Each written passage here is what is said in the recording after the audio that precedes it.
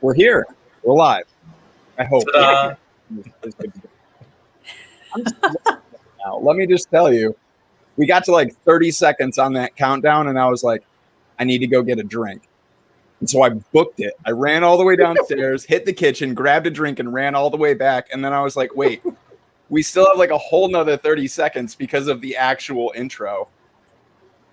I'm like, I'm hot over here. Anyways, welcome everyone to the CASA Advocacy Update live stream, live podcast, show, internet thing. We're here. We're doing it. I'm a little out of breath, but I'm good. All right. This is awesome. We're here. It looks like everything is in order. I hope that we sound okay. I do have a fan on.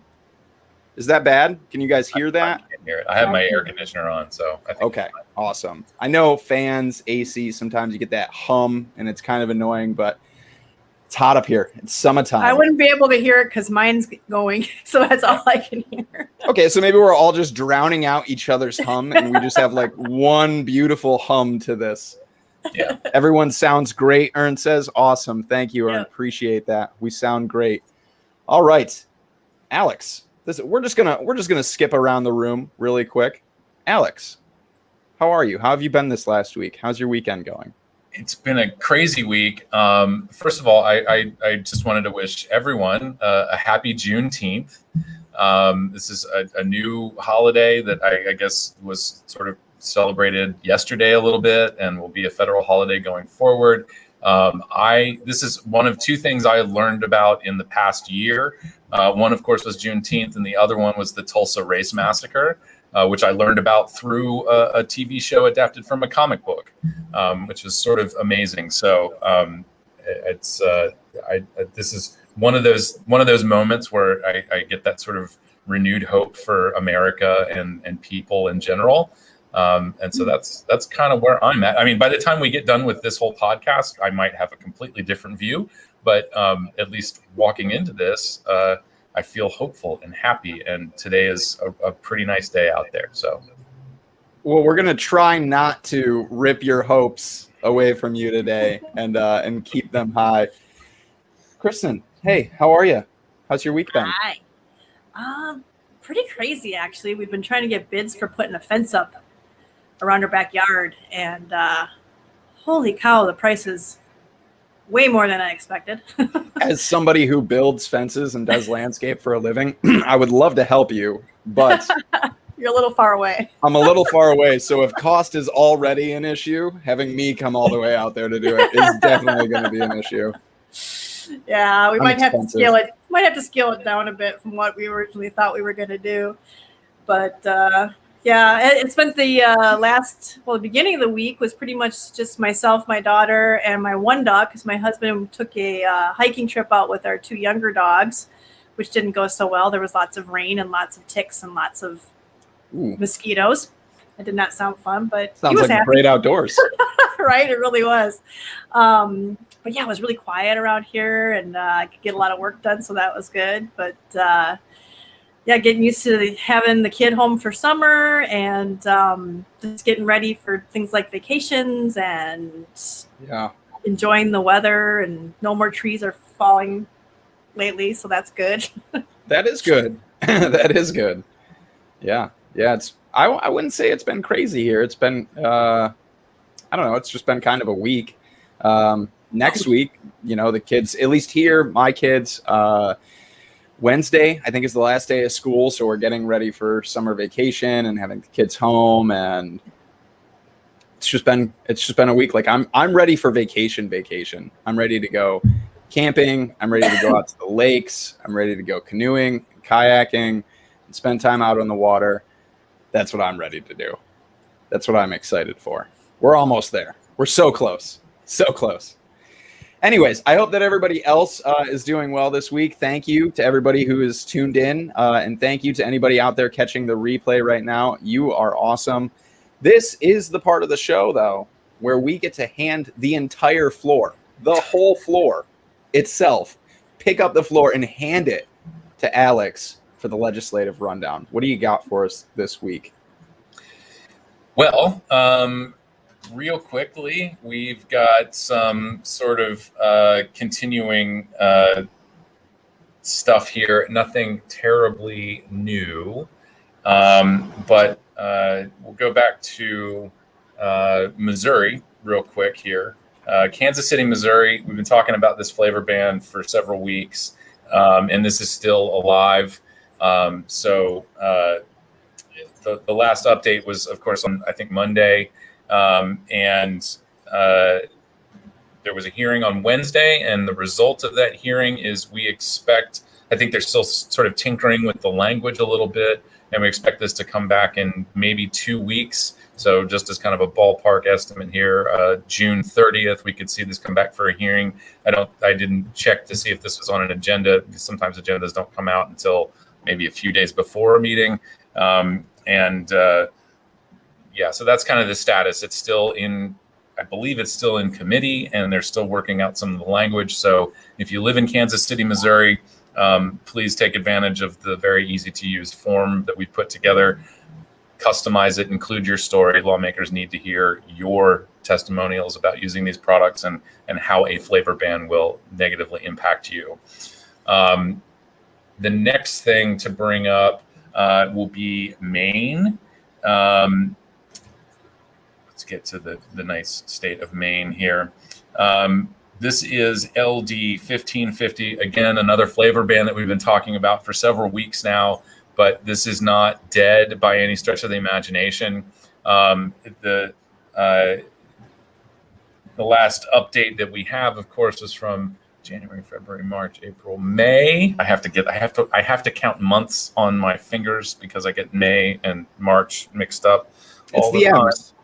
It's the M's. It's the M's.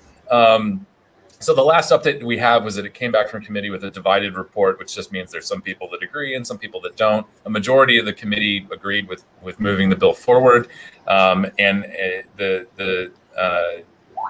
the word on the street is that this is still something that could be included in the state's budget bill, and everybody's coming back to start hashing out the budget in July. So second week in July, it's possible we see some movement on this. Hopefully they are taking into consideration all of the communications they're getting from people in Maine, and all of I think we've seen several op-eds written about flavor bans, not just in Maine, but a couple of good ones came out about Maine in particular, and discouraging the legislature from passing this. So LD 1550 is still alive. And if you live in Maine, again, please take advantage of this very convenient contact form that we've put together. You don't have to send what we wrote, but we put some care into it to make sure that the right points get to lawmakers. But definitely include your story briefly. Take a paragraph to explain how you switched, why vapor products are important to you, and what a flavor ban will mean. I know I sound like a broken record, but I know we need to kind of remind folks of that a lot.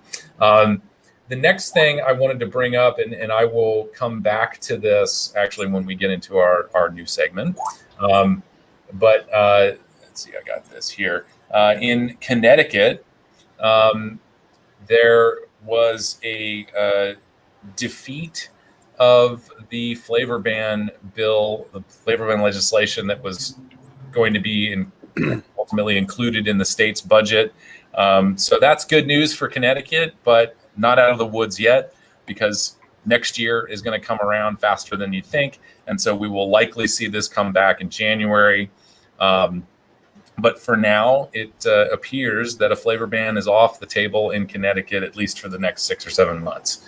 And then finally, Los Angeles. I don't have a visual aid to bring up for this, because our call to action for this was part of our old website.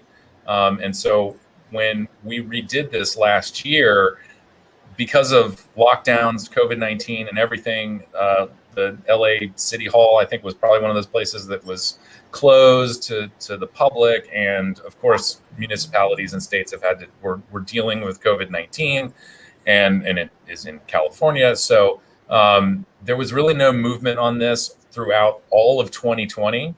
And then just within the past couple of months, things have started happening again. And where they're at with this flavor ban bill is they haven't even written the ordinance yet, which is not that hard. You really just have to, copy and paste the language that Change Lab Solutions gives you, and then you can make your own ordinance too. But the LA City Council is grappling with exempting hookah products and hookah lounges. As far as I know, they're sort of grappling over whether or not they will allow flavors for sale for on-site consumption only. And kudos to the hookah people. We saw the hookah folks show up in Albany County here in New York. Some very passionate advocates, and they really brought a lot of energy to the conversation. And I was grateful to see them show up. And it's very much a grassroots movement, just like with vaping and other smoke-free alternatives. But as far as anyone has told me, there hasn't been a lot of engagement from the vapor industry in Los Angeles outside of a few of the bigger names. And I don't really know. I can't go back and look at our engagement because we've completely changed platforms. So I don't have a good read on how many people participated in sending messages to the LA City Council. But through 2019 and now recently, we haven't seen a lot of engagement from vapors. And not any independent shops, as far as I know, which has been historically kind of a problem in California. It's not exclusive to California. It's one of those things where there's sort of that cosmic irony of most of the industry was located in California. I don't know if it's still true, but the lion's share of the U.S. vapor industry was located in California, is located in California, and yet engagement from these businesses is very low. And I think generally speaking, I just have this theory that the people in California are just kind of jaded by all of this because, it's California and you just never know what the next crusade is going to be. And so I think people feel somewhat excluded from the process. But, be on the lookout for CASA to kind of re-up our engagement on this. There is still time to make contact with your city council members. As I said, the ordinance isn't even written yet. But it depending on who you ask, the period for engagement may be kind of over. But that doesn't mean that we just give up. So look for a call to action for Los Angeles coming out Monday or Tuesday. And hopefully we can drive some messages that way. That is the end of the legislative update for this. What about, you want to talk a little bit about DC? I did not put it in the blog, but I'm pretty sure DC is not over. People seem to have this impression that it's a done deal. Well, thanks for putting me on the spot. Sorry. No, as far as I know, is that it still has to go through the council for one more vote. And the mayor still needs to sign it. And I just thought about it because you talked about the hookah thing, and I think they're having the same issue there with the hookah thing. Yeah, and the hookah is going to be an issue going forward because it is a cultural thing, which I just wish that there was a way to kind of make that argument. I mean, I'm sure that there is a way, but it's a bit of a stretch, I think, for just the rest of the tobacco space. But we'll certainly see the hookah thing come up time and again, especially in the more progressive cities and states. But I don't have the details on DC. Unfortunately, we have something like 20 people signed up to get emails in DC, and I have sent alerts out for past issues, and we usually get one person who might respond to that. So it's a little sad. And DC does tend to rubber stamp things like this. So I will have to come back to you with more information on that. And certainly we may put something out about it. But like I said, it's one of those things where if we don't have any members in the area, it's very hard to get people motivated to show up at these things. I think the hearing has sort of passed, and I know some people were struggling with actually getting written testimony in. So it's complicated, and I will come back to you with more information. I just wanted to highlight that some people were thinking that it was over. It is in our actually it is in our blog post. I just posted the link. I was thinking that was last week, but it actually was this week. So I just posted the link, and it does say in the article that it still has steps to go through. I mean, if you're in Virginia and Maryland, aren't those the two?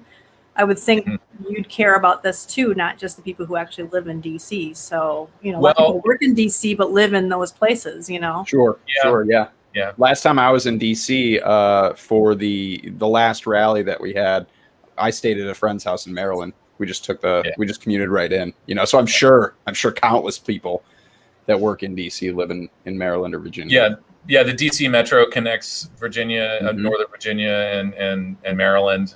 It's easy to get around between those two states. I was going to make I just took up all this time to make a joke about the only people from Virginia and Maryland who really care about DC's tobacco laws are the folks who are going to end up selling a lot of cigarettes and vapor products on the underground market. So that's true.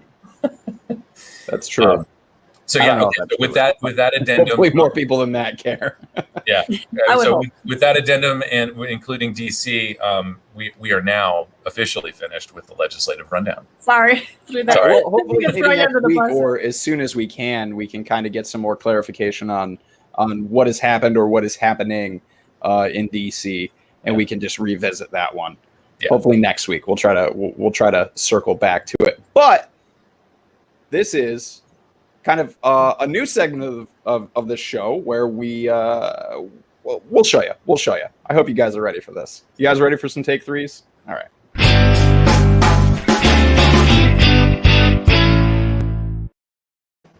Take three. So we attempted this last week, and I think we did a really good job, but we're going to do even better. So, Alex, what is your take this week? So my take, as I mentioned, was Connecticut, and the article that I posted up here ends with a quote from Matt Myers. So for those of you who don't know the drama here, the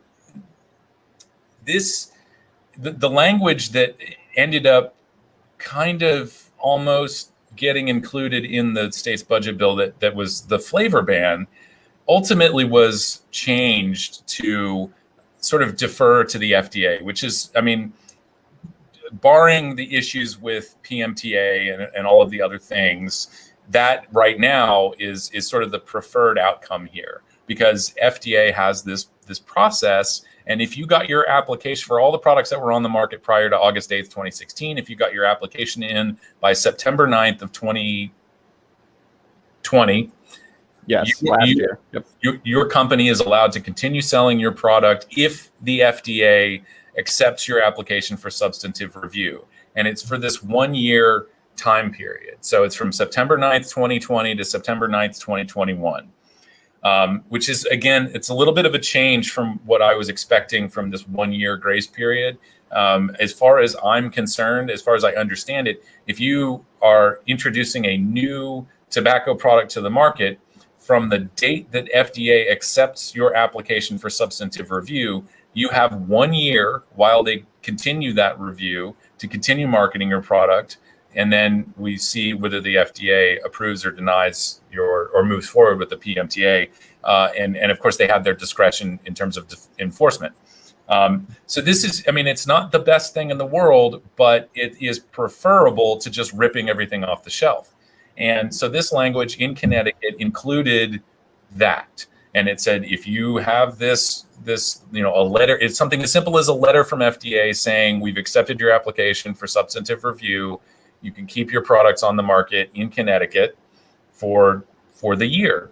And this is, New York came close. We've discussed this a few times here. New York came close by allowing companies that get all the way through PMTA to then sell flavors in New York. But Connecticut and I hope other places have seen sort of an updated, more appropriate language, which does defer to FDA's sort of provisional authorization, right? And just so that we're all clear and on the same page, this is from the Tobacco Control Act. This is part of the mandate given to FDA to regulate all tobacco products. It is written in the law. And people like Matt Myers have been advocating. They advocated they lobbied in support of the Tobacco Control Act, and they have in ways claimed credit for how well this act is put together. And I was at e-cigarette summit in 2017, and Matt Myers was a speaker and a panelist. And I think I have probably remembered this wrong, but I remember some sort of back and forth where Matt Myers almost in a way claimed credit for including this modified risk tobacco product language. And this is what this is the quote that I have highlighted here. Actually, wait, let me. So the actual thing I wanted to put here was opponents of the measure said it had too many loopholes, such as an exemption for any product that the government determines to be a modified risk tobacco product. I just want to make it abundantly clear to everyone, this is not a loophole. This is a feature of the law, and it recognizes that Congress in its sometimes wisdom noted that in the future tobacco products may exist that are not all that harmful, and so we need to have that pathway available, and of course acknowledging that these products may also help people transition away from combustion. Not that they specifically wrote that in the law, but that is one of the important features of allowing new and appropriate for the protection of public health type products on the market. But now that Campaign for Tobacco-Free Kids and all of the body parts groups aren't maybe sometimes getting their way in terms of total prohibition or banning flavors, now they're referring to the law that they fought so hard to enact. Now they're referring to it as weak and full of loopholes. Well, you guys were at the table when you wrote this thing, and not only that, but just a few years ago, and I'm going to share a video because I don't need to read his quote, but let's see if I can. I think I did this properly. Hold on, I'm going to do this with the. Did you click the audio button? Yeah. That's what I'm looking to make sure here. Well, let's give it a test. Can you hear this? Oh wait, I got to bump up the volume. Pump it up. Thank you. It's my pleasure to be here. Can you hear that? Rather than do the conflicts, I have two things I want to say pretty quickly.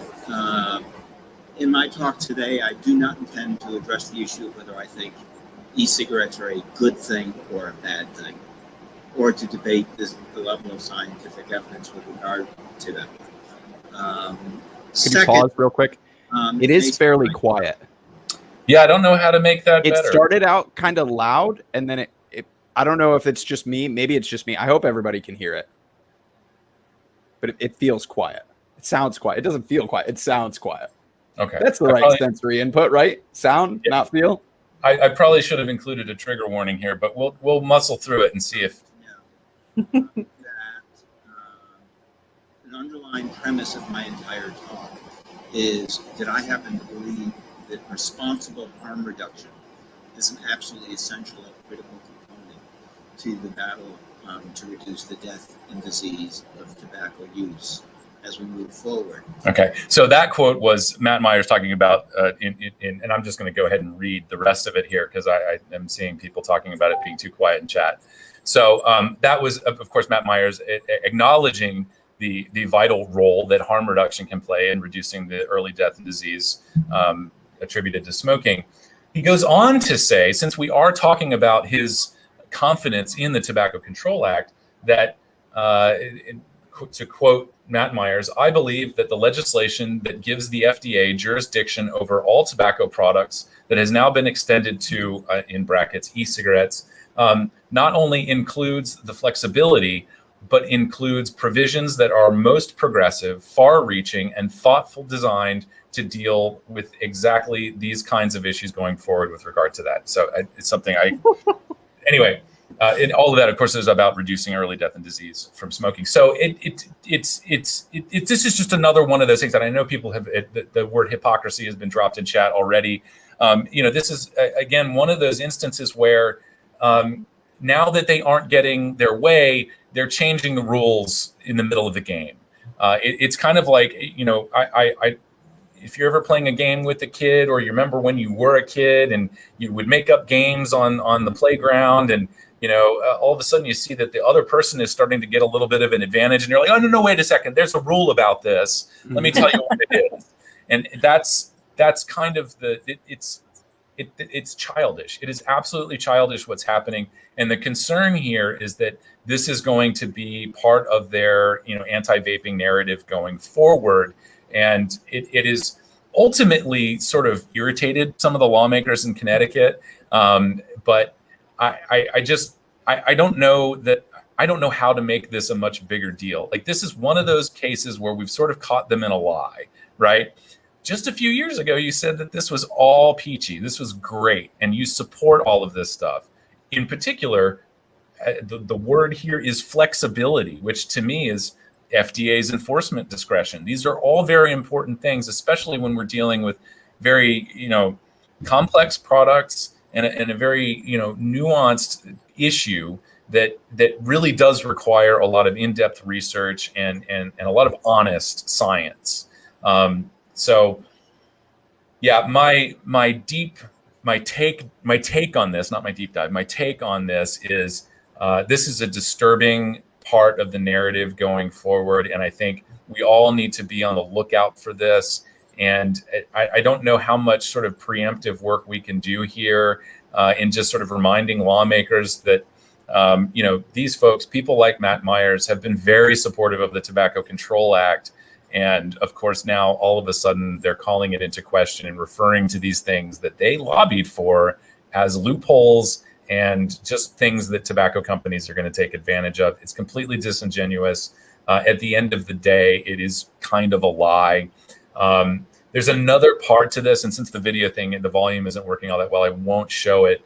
But at that same conference, after this talk, Matt Myers ends up on a panel, and the first question actually came from Jim Salas, a Swedish Match, asking the panel why these people in public health, who of course were so supportive of this process, didn't publicize the fact that Swedish Match made it all the way through PMTA. And this was just for their PMTA application. It was still a couple of years before they got the modified risk authorization.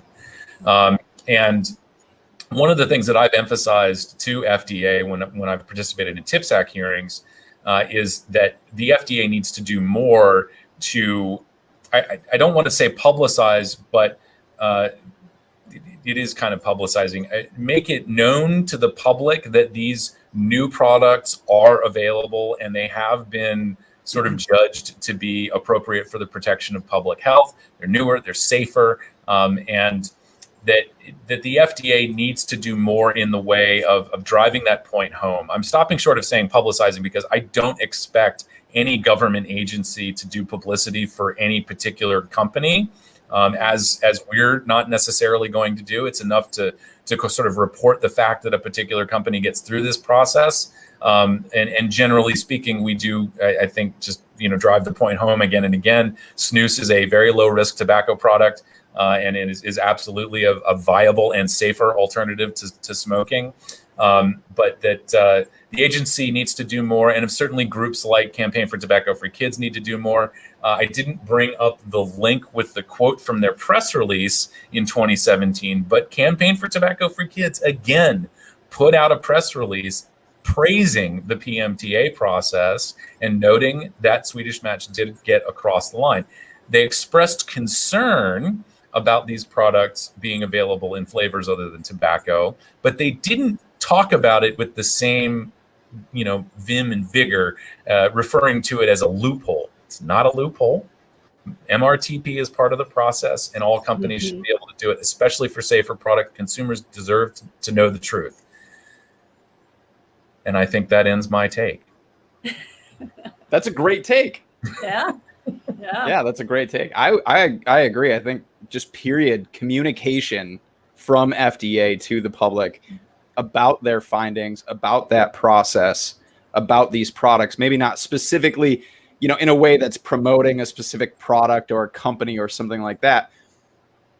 whether it's promoting categories or whatever it is, communication from FDA to the public needs to improve. Yeah. Yeah, it needs to be more than just kind of a stale announcement hidden somewhere on their website. Right. Yeah. No, they need to shout it from the rooftops. Hey, this is what we found, America, Yeah. Absolutely. Now, there was one question about the early part of what you said about the 1 year. Oh, yeah. Yeah, Char Oh, I noted should read that. as long as you don't get a negative action from FDA. Yes, and I try to sum that up really quickly when I talk about it by saying a provisional authorization. But yeah, I think it is important to note that if you get caught selling to kids, or if they kind of figure out that like whatever your branding is maybe a little too tailored to the younger demographic, stuff like that, or violating any of the state or federal laws, FDA can ding you for that, and that will go against your application. Yeah. Yeah, it just blows my mind. They just keep bringing this loophole thing. They love to just call things loopholes, like with the puff bars. It's like those aren't a loophole. They're already banned, and there's nothing not banning them. It's like, what we part need to make this thing that's illegal more illegal. Yeah, they love to do that. Protect someone. All right. Moving forward. Excellent take, Alex. Thank you. Kristin, what's your take this week? All right. Well, my take this week is this came up, and some people may think it doesn't have anything to do with the U.S., but it really does, because the story was that these high taxes and the high cost of tobacco and cigarettes are actually causing a lot of problems in people who are already at or below the poverty level, that they're actually taking the little bits left from already smoked cigarettes and re-rolling it into cigarette papers, which I don't know how much has been studied, but I think at least the theory is that that once you've drawn that smoke through it with all the smoke constituents, is that the right word? That you're actually adding more bad stuff to the smoke that's left, or to the tobacco that's left. You've like sort of smoked the tobacco, I guess, in a way, like you would smoke a roast. And so that's making it even more dangerous when they're reusing this tobacco that's from the very end of the cigarette. And I thought it was really interesting, because one of the things they talked about here was that that a lot of it was based on a New Jersey study where they looked into them relighting, that people who smoke relighting their cigarettes, and they'll put them out halfway through because they want to save it. They don't want to throw away, smoke 2 puffs and throw away the cigarette. That's expensive, so they won't do that. And I did find the actual study, but actually an article back in 2013 where they talked about it, and they talked about, when it's the difficult times and that they're smoking, they may smoke less cigarettes, but they're sort of splitting their cigarettes up and re-smoking stuff, and then making stuff from smoked cigarettes and cigarette butts. And that may not necessarily it may get some people to stop smoking, but the ones who still keep smoking are at even greater risk than they were before because of it. So it's almost a nil score for whether or not public health is actually helped from this.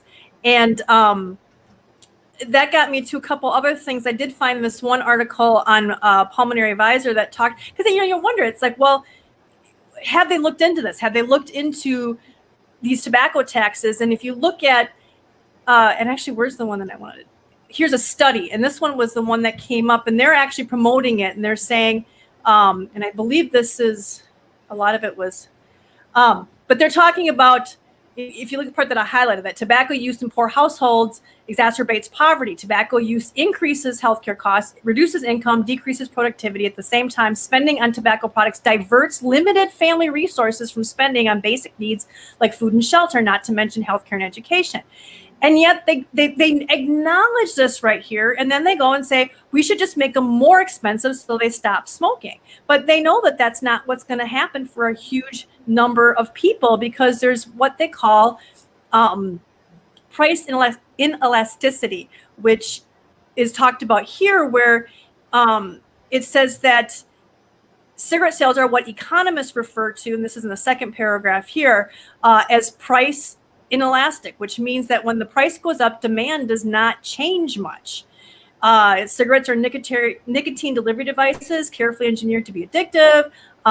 Basically, a lot of people will pay whatever it takes to get their fix. So when tobacco taxes go up $1, most smokers do not change their habits at all, although a few, about 1.4%, quit entirely.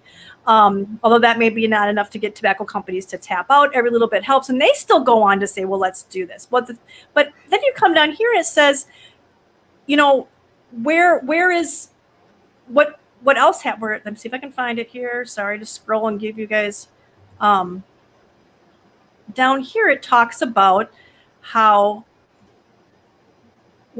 here it is. When cigarette taxes go up, people sign up in droves for SNAP, which is Supplemental Nutrition Assistance Program.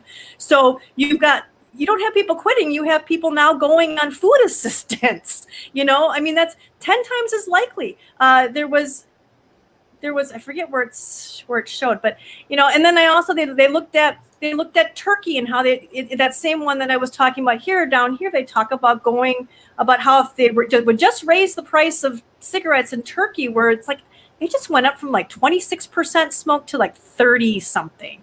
And, here's what would happen. They say for the poorest people, they would change their consumption by 35%, and it would reduce the burden of tobacco on poor people, because they're going to all quit and not spend their money on cigarettes. This is somehow what they say in their heads.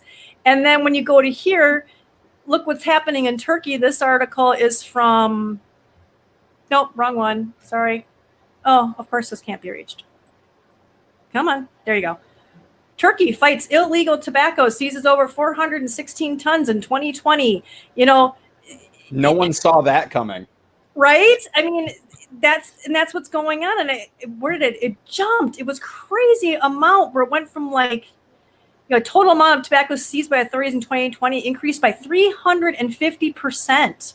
You know, and they actually just reduced their taxes a little bit. I don't know if that, you know, so this whole idea that they're already poor, they're already hurting, but they're completely ignoring the people who are, they're only focusing on the people who are quitting and saying the success is based on those who actually quit because of taxes, and completely ignores the effect of those who don't quit. And there's really and they always jump on these things that if they would, that the taxes, smoking always goes down when the taxes go up. But the thing is that it's not in a vacuum. These taxes are never in a vacuum. They're followed by they're in conjunction with tons of smoking's bad for you, all this evidence and education and all these things. And a lot of things that I've read that have said that the biggest impact on smoking was the Surgeon General coming out and saying, yes, it is bad for you, when the cigarette company is pretty much having to admit it. That had the greatest impact ever, besides vaping. That had a huge impact. It was education. It was knowing the difference. It was making that decision. It was the carrot of health rather than the stick of taxes and bans and all those things. And, you know, if you look at, where am I? I'm trying to. Reason Magazine had done. Come on.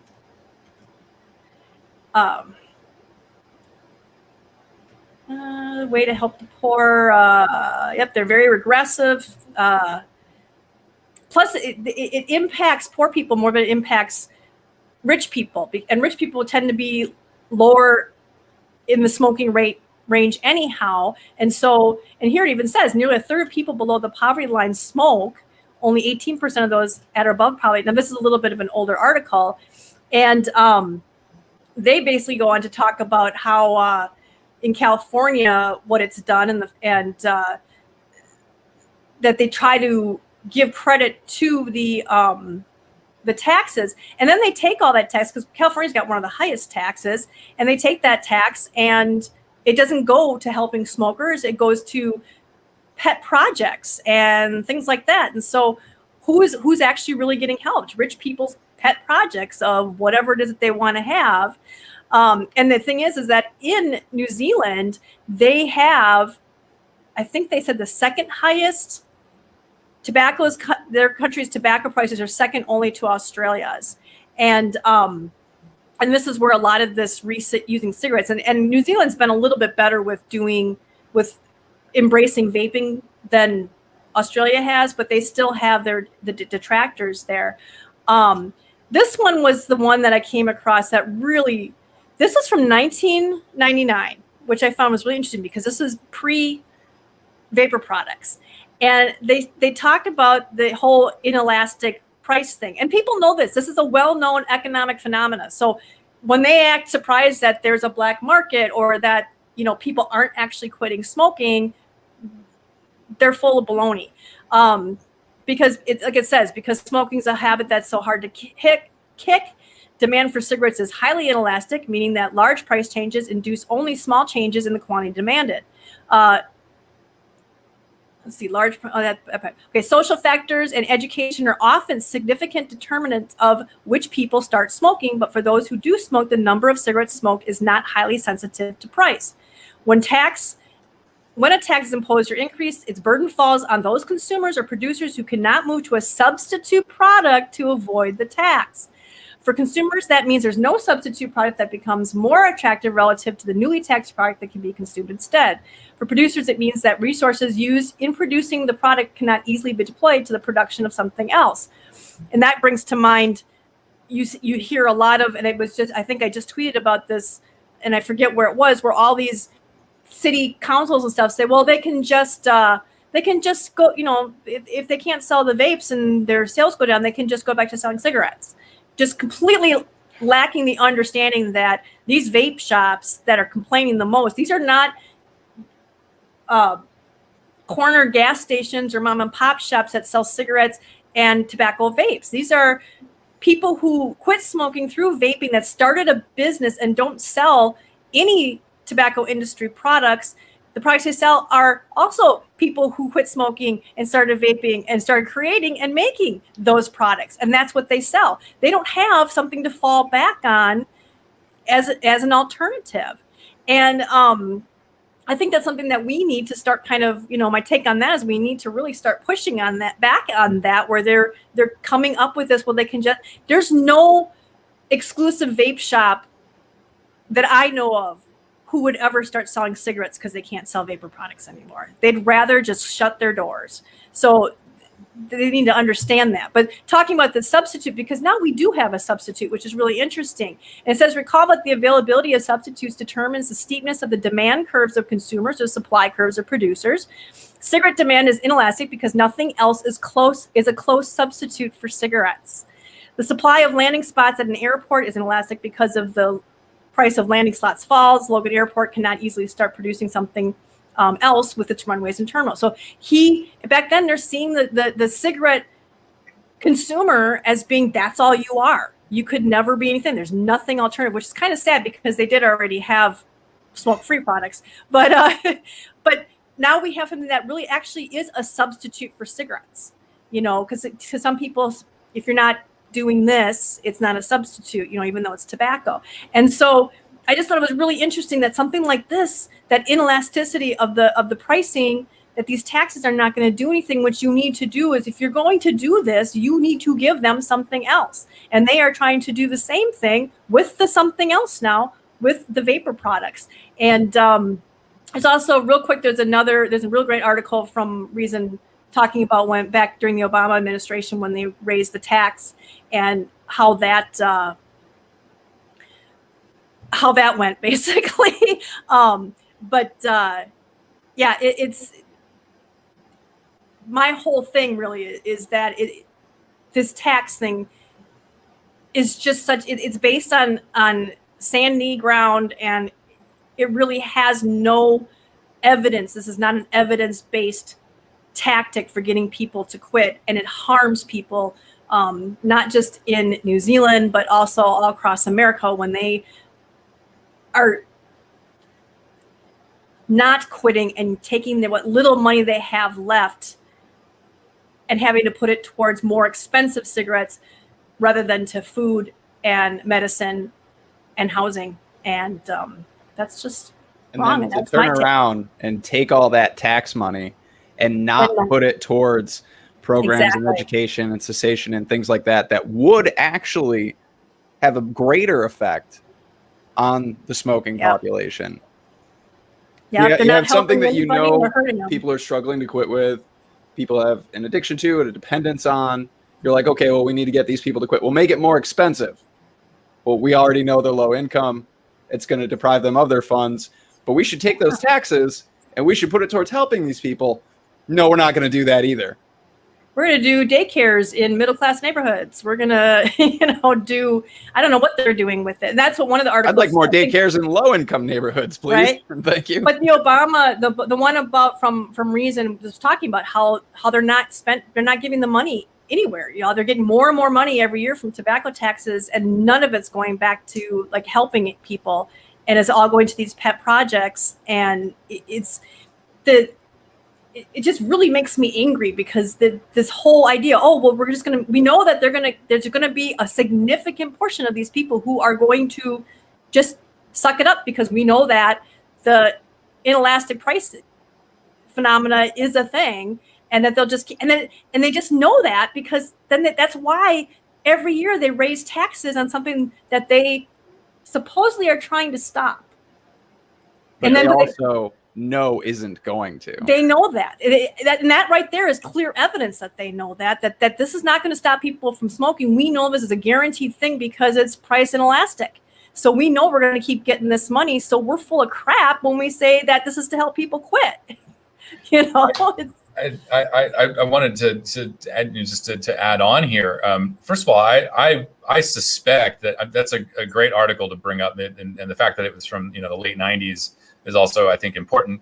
And I suspect there was probably some work done many years prior to that.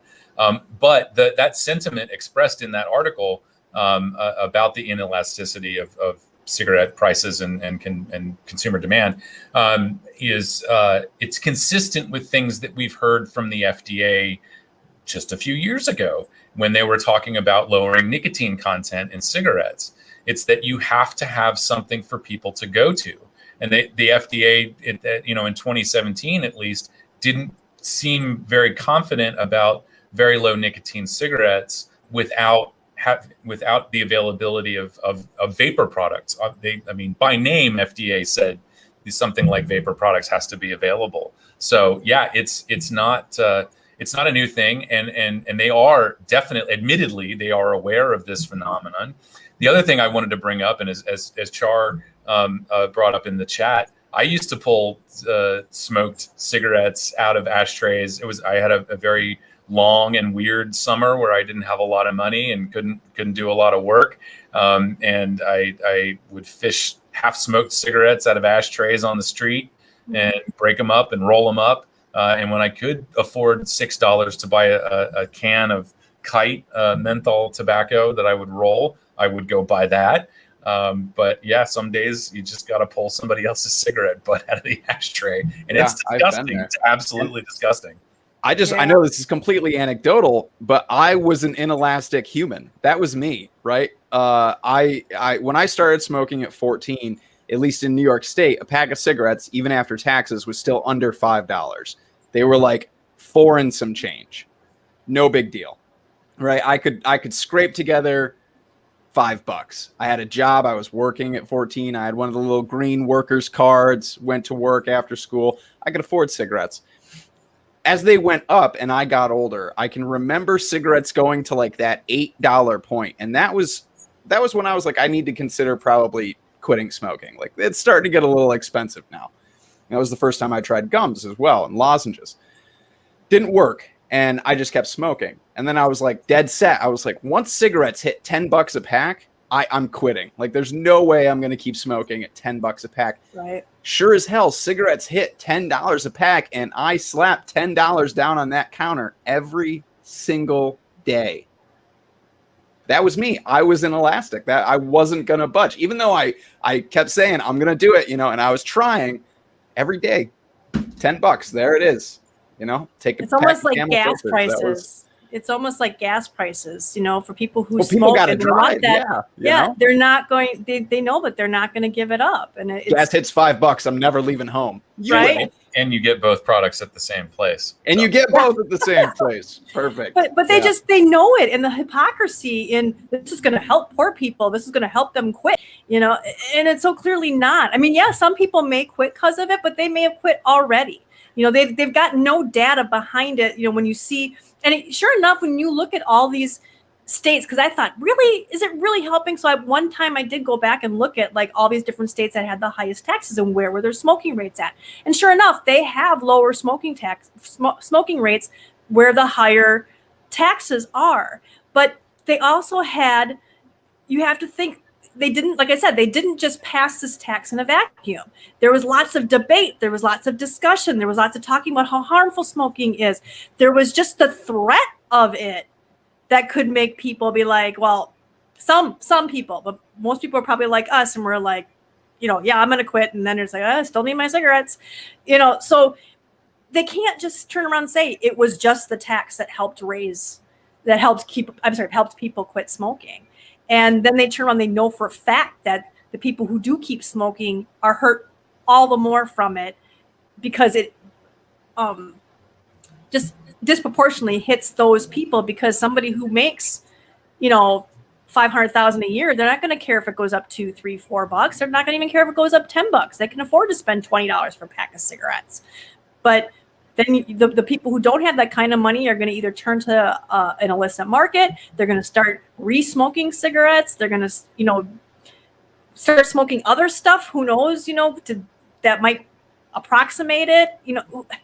Same thing with the low nicotine ones. What are they going to start adding to their cigarettes to make them hit the way they want them to? We're from the government. We're here to help. Scariest words ever. It's a money grab. It really is.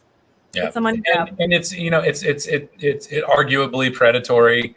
Absolutely. You can people say the same thing about tobacco companies, but the difference between the tobacco companies and the tax man is that you don't have to buy cigarettes, but you do have to pay your taxes. Yeah. Mm-hmm. Yeah, absolutely. And the public has no empathy whatsoever. If you go and look at that article about New Zealand where they posted about it, they're just disgusting people. Why don't they just quit? Just no empathy, just they're horrible, poor people. I mean, where is all the tolerance and all the love for your human being? But you see a lot of the same stuff for people who use other drugs too, and end up having problems, and we have no sympathy for them whatsoever. So it's sad, and they just don't get it. They don't get that you can't. They want it both ways too. It's this horrible addiction for kids and this horrible thing, and they're just having all this trouble. We don't want them to have that lifetime of nicotine addiction. It's a horrible thing. And then as soon as they turn into adults, well, they're choosing to smoke. It's their problem. Yeah. Funny how that works. So that's the end of my rant. Alex? That's the end of your take. My take. End of my take. Logan, you're next, right? All right. I guess it's time for my take. So this past week we had we saw a viral video. If you were on Twitter at all, there's been a number of articles written about it. An incident happening in Ocean City, Maryland. I believe this was maybe little over a week ago now. But we're definitely going to talk about it. I'm going to show a video here in just a second. And I just wanted to put out a warning. This video does show police violence against a young black man. And I just want everybody to be aware that video is going to be shown. And I'll give another little warning in case, you want to divert your eyes and come back when it's done. But we're going to show this because people need to understand and see firsthand what policies like this do, but we're going to be talking a little bit about place bans and how feel-good policies like place bans, they're not scientific. And they can and do lead to instances like what we've seen in Ocean City. These policies often hand more power over to law enforcement to harass, harm, incarcerate, or even kill people, disproportionately Black and brown people. And in 21, are laws like this serving communities any good, or are they simply doing harm? So we are going to pull up. Nope, not you, me. Nope, wrong screen. Here we go. I'm new here, guys. I'm new here. All right. Here we go. We're going to get this. I'm going to get this. It's my first day. Bust a screw out of my chair. All right. So this is from NBC News. Viral video shows Maryland police officer used taser on teen to enforce vaping ban. We're going to go through it, but this is the video. I'm going to go ahead and click play for everybody. Again, little forewarning, police violence in this video. Divert your vision if you do not want to see this. I would encourage people to not look away, though. Can everybody hear that?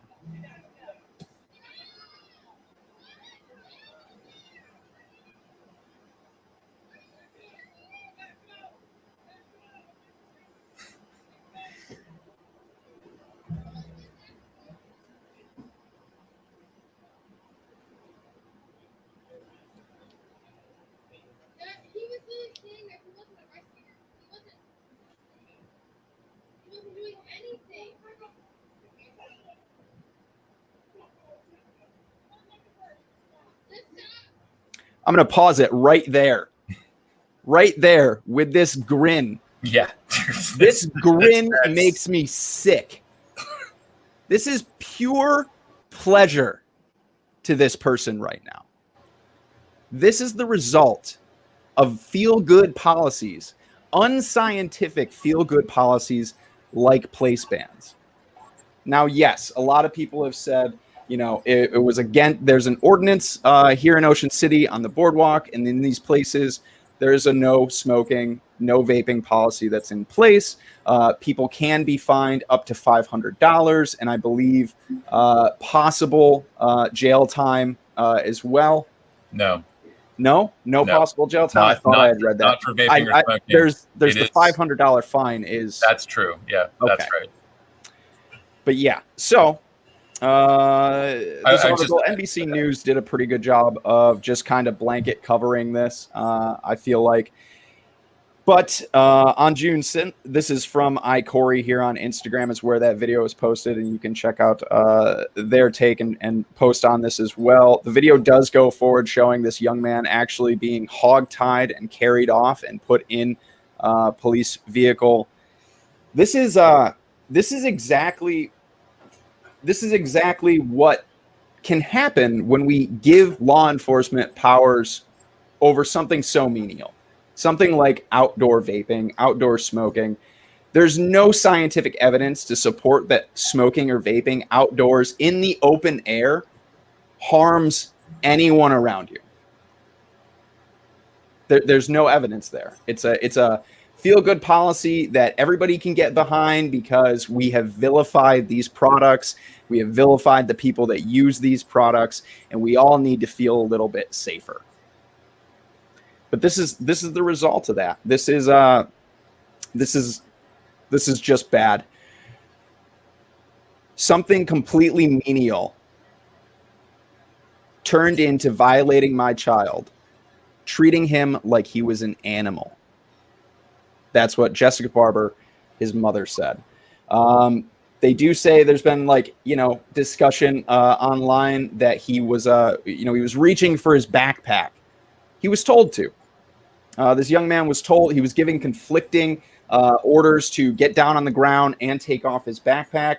You can see in the video just before that officer hits him with the taser that he was reaching for his backpack. Some people say, well, he could have been reaching for anything. Maybe he has a weapon. Maybe he has this and that. None of that mattered. This young man has his arms up, is told to remove his backpack, is complying with law enforcement. and they proceed to tase this young man, arrest him, hog-tie him, and put him in the back of a police cruiser. In 2021, we just spent 2020 and still today, right now, moving our way through a huge, important, dramatically important social and racial justice movement right now. Laws like this give law enforcement the power to harass, incarcerate, harm, and even kill people of color in this country right now.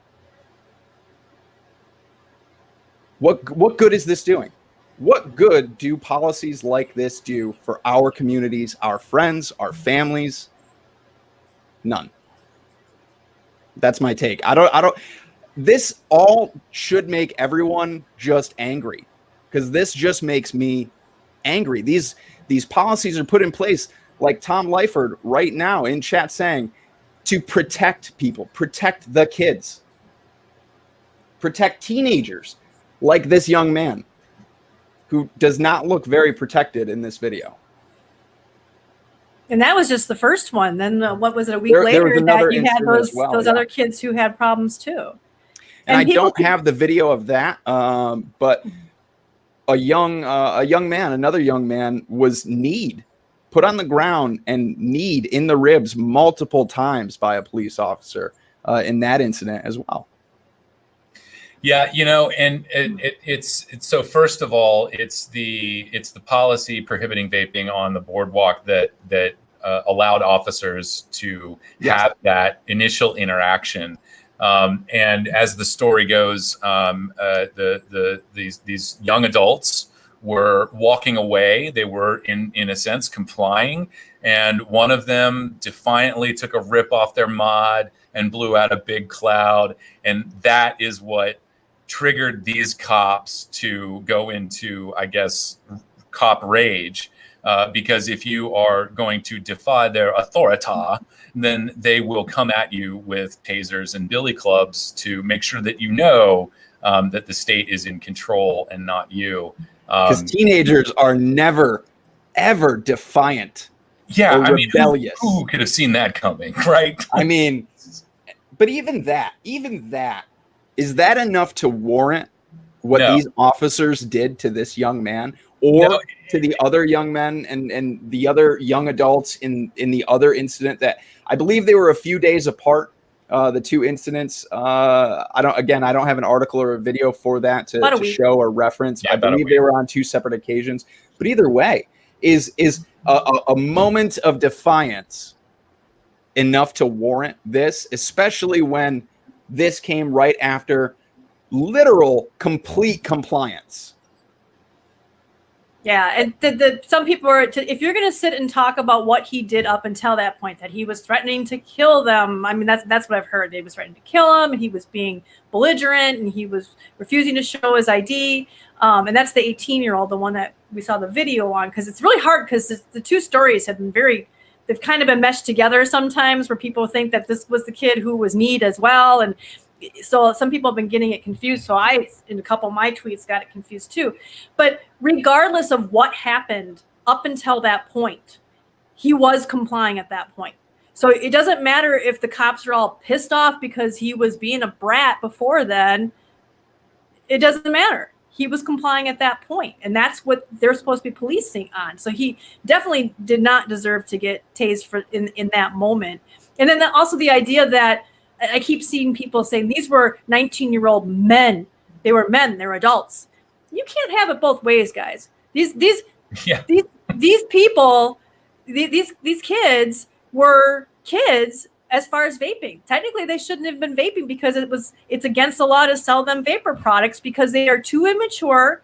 Their brains aren't developed enough to make the mature decision and the rational decision to use tobacco or vapor products. But then they're still but then they're supposed to act like mature, rational, calm adults when they're faced with a group of cops that are coming at them. You can't have it both ways. You can't treat them as kids in one aspect and adults in the other. And both of them come down to making rational, calm, educated decisions And you can't on one hand tell us they're too young to do that, and on the other hand say, well, they should have acted like 35-year-old men in this situation, which a lot of times you'll see 35-year-old people not act all that great when they're faced this kind of stress either. So it's just ridiculous that I see people trying to, well, he's a man, you know, he's 18, he's 19, he's a man, you know, but he can't drink, or he's not a man when it comes to drinking or using tobacco products. You can't have it both ways. I'm sorry.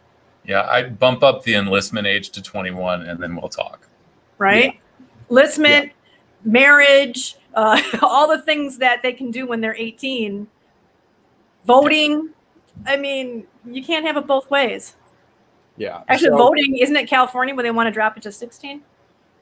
Yeah, we'll trust generally you, there's a movement to vote, but we're also not going to trust you enough to make decisions about what you choose to put in your body. And if you do make those decisions unlawfully, you may get tased and hogtied. So my take on this is, again, right now in 2021, today, are place bans, particularly outdoor place bans, serving our communities any good, or are they simply doing more harm? And I would say they are absolutely doing more harm than they are doing good. No. So that is my take this week. Do you guys have anything else to add to that? Again, these links to all this stuff, you guys, if you wanted to go back, view more of the videos, see all the stuff, we'll make sure that all the links and stuff that we've pulled up today will be available in description, so you can go through them as well. Is there anything else that you guys wanted to add to that, or are we ready to move forward? Alex, you got something? I do have something quick to add. Well, maybe not that quick, but as someone who grew up in Pennsylvania for a little bit and went to senior week in Ocean City, I will say, as long as I have known Ocean City, it has always been like this. I think somebody had noted it's like a town of 7,000 people, but like, you know, tens of thousands of people come at any given moment to enjoy the beach and the boardwalk, and certainly from Southeast Pennsylvania. I would just say, and all of these folks, the young people that were in this video are from Harrisburg. I used to live in Lancaster. I would just say for folks in Southeast Pennsylvania, maybe choose a different destination for your senior week, because Maryland does not want you. They don't respect you, and they're not interested in keeping you safe. So there are better beaches along the East Coast. I'm sure of it. Perhaps, well, New Jersey isn't any better because they have, I think, prohibited smoking and vaping on the beach. But you can certainly find a much better place to have your senior week than Ocean City, Maryland.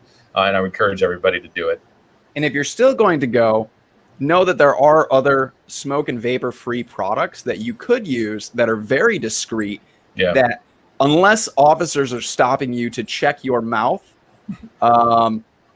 you should be all right. But before I wrap this up, I'm going to get a little bit fired up one more time because of a comment in chat. Not because it's bad, but because it reminded me of something. Me too. Following this incident, Campaign for Tobacco-Free Kids had something to say.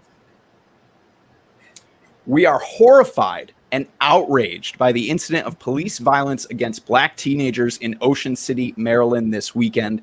There is absolutely no place for violence and abuse in enforcing tobacco laws. The purpose of such laws is to keep people safe and healthy.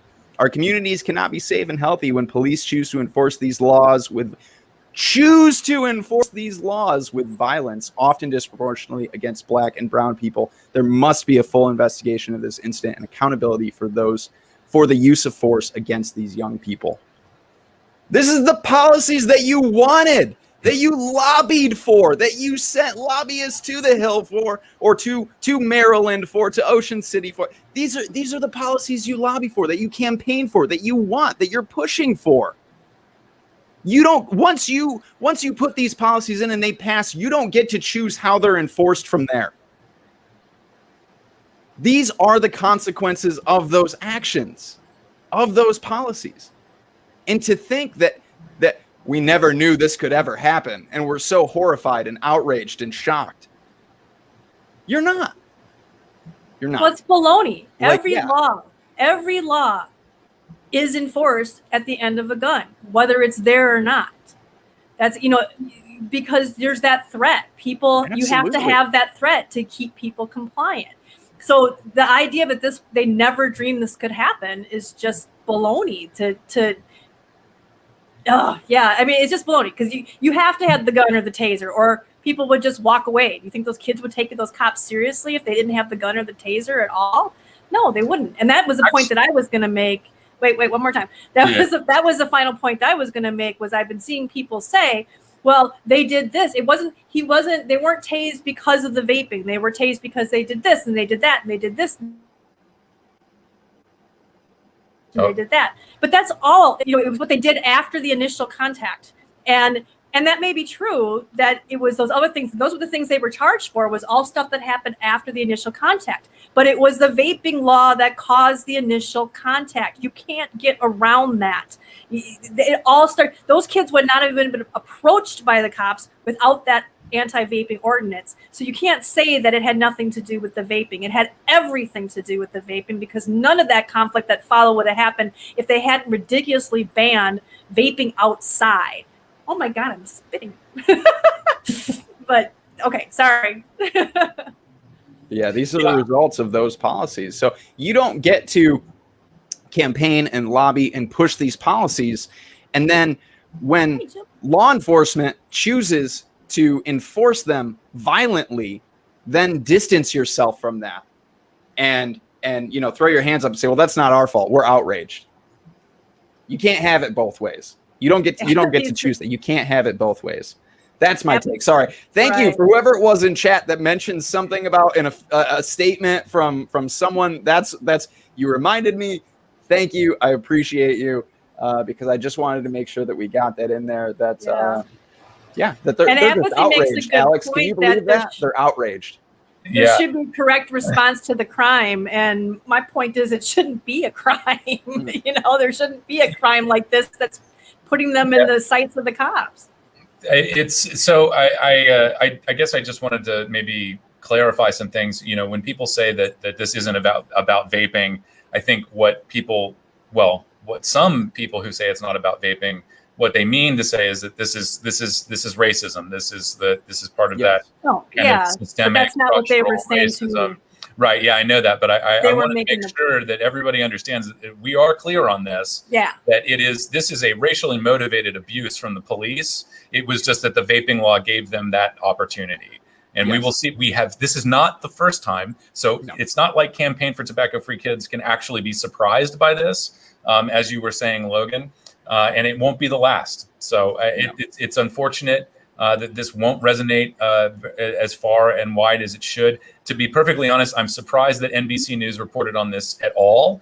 NBC, the network, I believe, as a matter of policy, has a bias against all things tobacco, as we saw with the TV show, The Two Broke Girls, making fun of people vaping. That's something that's actually encouraged by NBC. So anyway. Yeah, no, I want to just clarify. I'm talking about people who were specifically trying to say, well, it had nothing to do with vaping. It was the fact that they were ignoring the cops. They didn't give ID, that they didn't do this, they didn't do that. And that's what I'm talking about. But yeah, we know, because they even said in interviews afterwards that they saw plenty of people walking down that boardwalk vaping and smoking, and some were actually smoking pot. So they said they had no clue that you couldn't vape, and they thought that they were just getting hassled, basically. And that's what these laws do. They're just there to hassle people. They really are.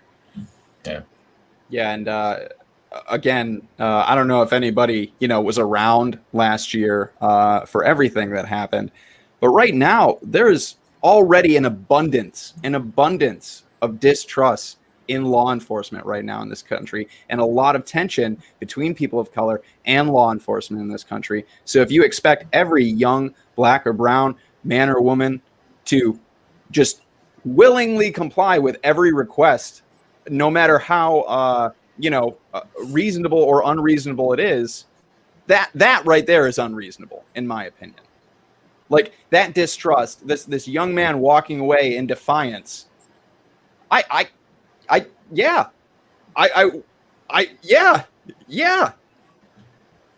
All right. I'm done. I can't go on any more soapboxes about it. It's just, we got to get to the next thing. Upsets, You're huffing, I'm everyone. spinning. I don't know. I hope that upsets everyone and helps drive some points home. So that's it for our take 3 this week. And I think that means we are ready to move into our next and last segment this week. Are you guys ready? You guys ready for a deep dive? Hit it.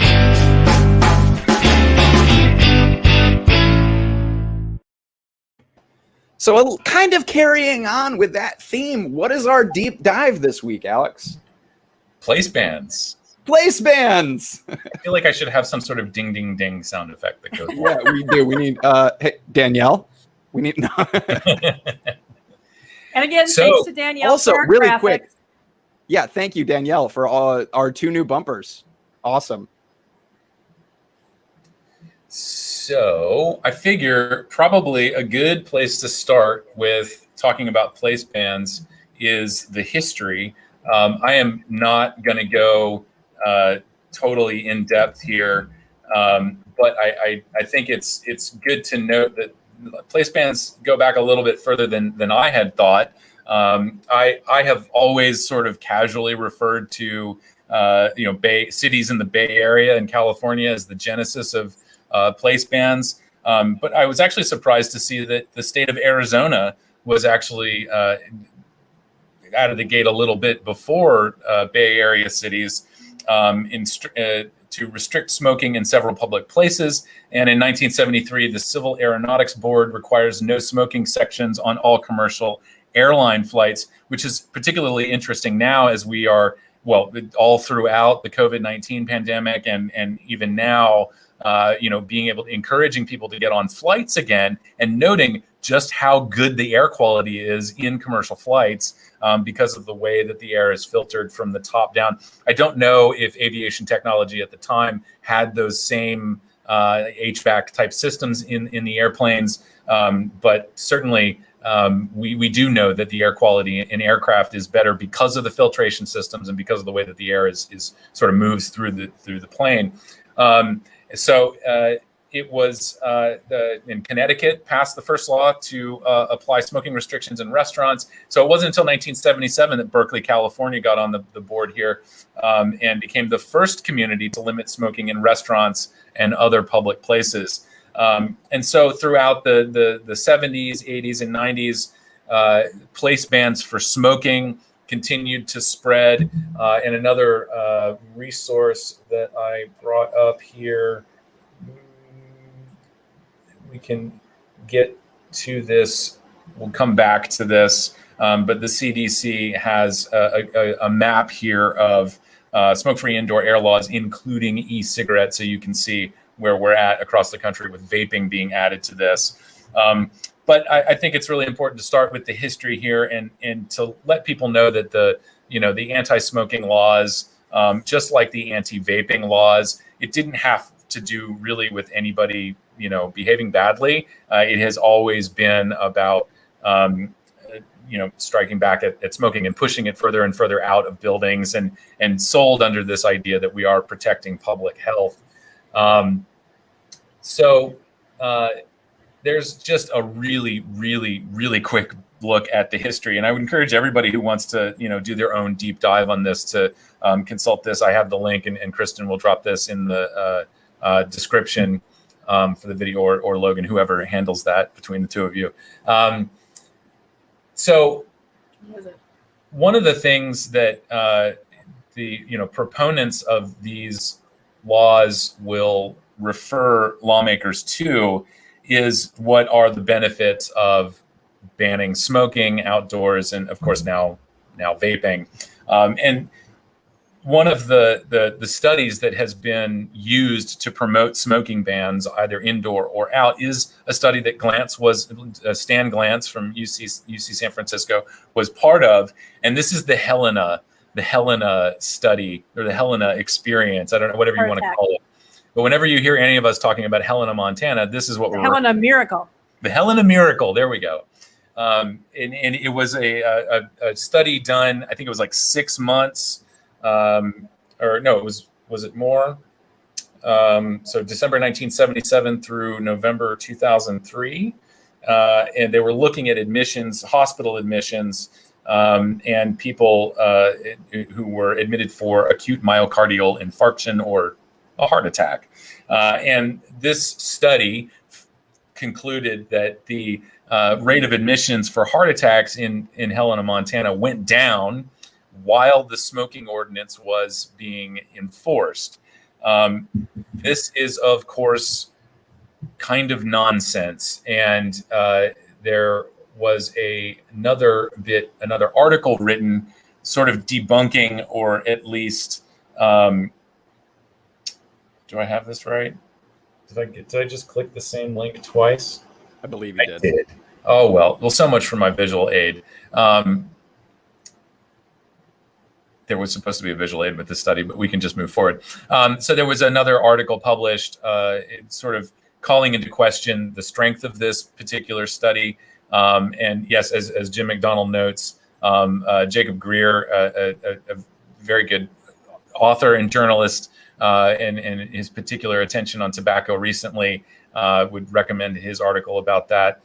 Just Google Jacob Greer in Helena, Montana, for some more depth in this. But this is sort of an example of one of the pieces of research that are used repeatedly to lobby in favor of smoking bans and vaping bans. Of course, no research has been done on vaping to look at heart attacks after a public use ban. I don't want to say absolutely no research. I'm sure there's some out there. People got to get that grant money. But one of the things that's a bit disturbing and should be just, I don't know what the word is, disappointing for everybody. Disappointing, but at this point, kind of predictable. This debunked study that Stanton Glantz was a part of is featured as one of the references on our CDC website. This is not a strong study. It really doesn't support any of this. And so this is just one example of kind of a weak study that's used to support this stuff, while these folks are sort of calling into question the types of research that we use, and whatever. So yeah, here we go. Well, wasn't he saying that weren't some of the heart attacks that the numbers were not even in the period, but the ban was there? It was so quickly after the ban that there was just no way that it could have been linked to that. I mean, it was kind of classic, like his vaping studies where people had seizures or whatever it was before they even ever vaped, and that was counted as a seizure from vaping or heart attack. Myocardial infarctions. Yeah. It was. Yeah. He came back and did the heart attack study that was that ended up getting retracted. Yeah. See, they use all the tobacco stuff. Thanks to Brad Radu for his leadership on that, and thanks to all of our members who I think wrote into the editors of that journal and demanding that it be retracted. That was a really horrible piece of science where heart attacks that happened before people switched to vaping were recorded as and noted as being caused by vaping. Yeah. So one of the articles I looked at in preparation for some of the background on this, the article is Outdoor Smoking, Fair or Foul? And a couple of the quotes that I grabbed here are, this is something that I've heard repeated. I was listening to NPR many years ago while I was driving back to the shop, and there was a gentleman on there who was talking about the outdoor bans in New York and why they were implemented and what kind of results there are. And the quote from this paper, which is almost identical to what I had heard on the radio, is outdoor bans have more to do with the denormalization of smoking than with the protection of bystanders from side stream smoke. So science knows this. When you're outdoors and you smell someone smoking, you're not actually being harmed. A lot of this is sort of, I think some of the work into you trying to establish that there is harm from smoking outdoors is mainly around, congregations of people smoking, like in the smoking section or the smokers outpost or the gazebo or picnic table or wherever you're forced to go. And even then, it is so diluted with what we call fresh air And certainly you're not trapped in a space. You can just move. But part of what I was reading earlier was sort of questioning the wisdom of forcing people who smoke to congregate in a particular area where the smoke might become more concentrated. And whatever. These are people just, I think it's their job of science to ask these questions, but ultimately I think kind of overthinking this a little bit. If you're outdoors and someone is smoking near you or vaping near you, you're not really in any danger. And there is no justification for an outdoor ban for those reasons. Another quote here was the degree to which those folks are further reduced when smoking is banned outdoor, meaning I believe prevalence of smoking, would be difficult to prove, meaning there's no real way to prove that an outdoor smoking ban actually encourages people to quit. Common sense dictates that a single person smoking on a beach poses a different risk than, if any at all, than dozens of people smoking in a crowded outdoor cafe. Again, outdoors. In an evidence review published in 2018, Public Health England said that to date, there have been no identified health risks of passive vaping to bystanders. So, yeah. We know smoking outdoors is not creating any additional risk. It really is all about denormalization. And this was something that came up in New York City when they banned vaping indoors and outdoors, that they were mostly concerned. They weren't concerned about people being exposed to vapor. They were concerned about people acting as a walking billboard and again, invoking stranger danger and in inspiring kids by modeling the behavior, which that's not how kids get inspired to smoke. So anyway, you were going to say something, Logan? Oh, I was just going to say, in general, the evidence just surrounding passive smoking or passive smoking theory, as they call it, is shaky, like at best. Not to promote lots of books, but if people would like a really excellent book on that covers a lot of this, Christopher Snowden's Velvet Glove Iron Fist has an entire chapter covering the science used in regards to these, that in the regards to passive smoking, and covers it brilliantly. So I just wanted to recommend that to people really quick. That's an excellent read. The whole book is excellent.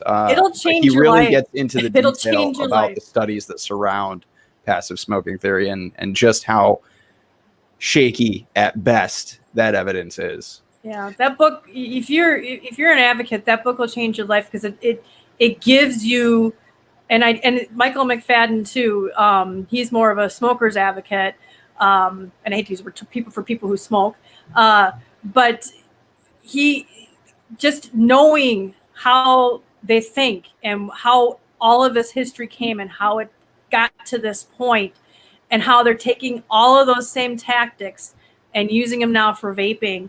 As an advocate, if you don't understand that, I've seen so many people who are fighting for vaping, but they're going after the wrong people. They're, big tobacco, we need to stop them. They're behind all this. And they just have no idea where it's all really coming from. They just has big tobacco been a help to us? Not really, but they're not the ones who we have to worry about in the same sense for things like flavor bans and taxes and place bans and all that.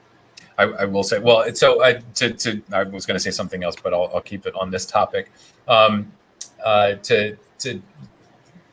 move along and get to your point here, I think it's really important to note when we started seeing the indoor vaping bans start to happen. A lot of people don't know this. I think, Logan, you were kind of unaware of when the first indoor vaping laws were passed.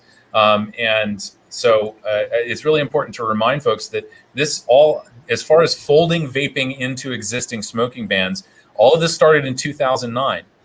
There was a period of time where people were sort of throwing the volume vapors, the cloud chasers, under the bus and saying, oh, well, some jerk went through Walmart blowing huge clouds. They're going to come hit us with an indoor vaping ban now. All this stuff started long before those devices were even available on the market in 2009. And the first place to pass an ordinance or a local law including vaping in the smoking ban was Suffolk County New York. Imagine that. I remember that. I remember that. You've probably heard a little bit about Suffolk County, New York, because Suffolk County, New York, the most aggressive anti-vaping, anti-harm reduction county in the state of New York, as far as I mean, outside of the city. But yeah, Suffolk County recently tried to raise the age to purchase tobacco products to 25. They were definitely, I think they were the first local government in New York to ban. No, were they? No, they were second, I think, to the city in banning flavors. But they've been a bit ahead of the curve. Apparently, there's nothing else to do in Suffolk County. You just sit around and write bad legislation? Is that So, what it is? So what happened in 2009 was Suffolk County banned it, and then the policy jumped across the river into New Jersey, and Paramus, New Jersey was next. And I have a great quote from Karen Bloomfeld from NJ Gasp, which at the time was just Gasp. Or no, it was NJ Gasp, and now it's Gasp. She needed to, I think, broaden her horizon so she can get more money. But the quote is, Karen Bloomfeld, Executive Director of New Jersey Global Advisors of Smoke-Free Policy, said diethylene glycol is an ingredient in e-cigarettes that raises a red flag. She says the ingredient is used in antifreeze and can trigger asthma. So in 2009, Karen Bloomfeld, I assume, got this. This happened in October. So that was August was Suffolk County, and October to September or December was the New Jersey and Paramus. And so Karen Bloomfeld took this from the FDA, whatever that awful study was where they took like a dozen cartridges, and one of the cartridges had a detectable level of diethylene glycol, which is probably the result of poor manufacturing standards in China. That's all we had back then. Yeah, not an ingredient. There are not barrels of diethylene glycol in an e-cigarette manufacturing operation. It's just not used. But Karen Bloomfeld sees no problem with lying to people. So was she the first one then to do the whole antifreeze thing? I seriously doubt that she was early. I don't think that she coined it. That's pretty early. It was FDA that published that. Did they say? Did they use the antifreeze thing? Yeah, it was an FDA commissioned report. I remember that correctly. That and we used to have some stuff on our. I think we still have the stuff on our site about that. Yeah, we went a little ballistic on that report. I remember that. Yeah, so it was that quote on air quotes research that happened in 2009 that sort of gave everybody that license to start talking about e-liquid, it's antifreeze. Right. Anyway.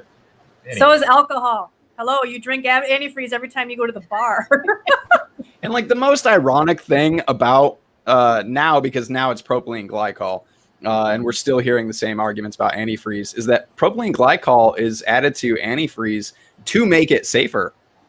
It's actually completely separate. If you and look actually, at the propylene glycol in and of itself ones, can be used as antifreeze as well. Yeah, that's the one. But that doesn't make it like this wildly dangerous thing. Like we use it in food, we eat it, we drink it. Just because something can be used as antifreeze doesn't make it like this boogeyman monster. It's just a ridiculous idea, and it's a lot of chemophobia. That's what that really comes down to. Is just chemophobia.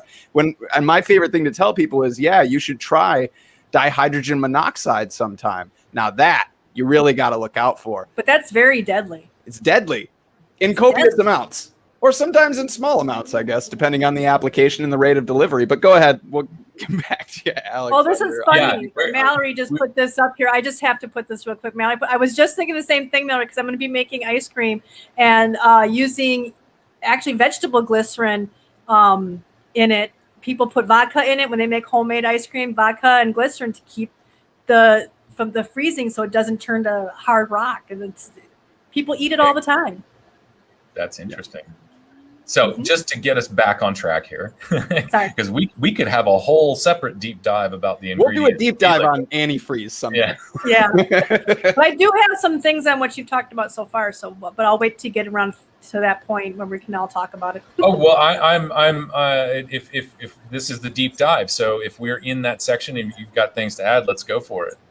Oh, okay. Well, there was earlier when you were talking about the airplanes and the air quality on the airplanes. I forget. I want to say it might have been Velvet Glove, Iron Fist. I'm not sure. It could have been Mike McFadden's book, but they talk about that. And I'm not sure how true this is, but from what I understand, they said that they actually went and did air quality studies after the smoking ban, and it was worse because they used to circulate the air a lot more to get the smoke out, and since they didn't have to get the smoke out, so all that dander, all that body odor, all that stuff actually was. So the air quality actually got worse because they weren't circulating whatever the fresh air into the cabins as much. So that was one thing I just kind of wanted to point out about that. And then are we going to be talking about we kind of touched on it a little bit, but I can wait if we're going to get more in depth into it about it being all about stigma, about stigmatizing, and that's what the bans are about. I have something to show. I have something to show. Yeah, we touched on it by talking about denormalization. So by all means, yeah, if you've got something queued up. Okay, real quick. How do I need to bring up. This came up, I think I was looking at it today. It was a tweet. Oh, come on. Is it sharing? There we go. And this was really interesting that this came up, and it talked about I want to make sure I'm getting this right. This study talks about threatening e-cigarette users' identity as a novel strategy to persuade them to change their behavior and stop vaping. You can find that on my Twitter if you want. I believe I shared it or I commented on it. And the interesting thing about that is that that's exactly what place bans do. I mean, they were intended to show harm to other people. So now you're a bad person because you're not just harming yourself, you're harming all these people around you.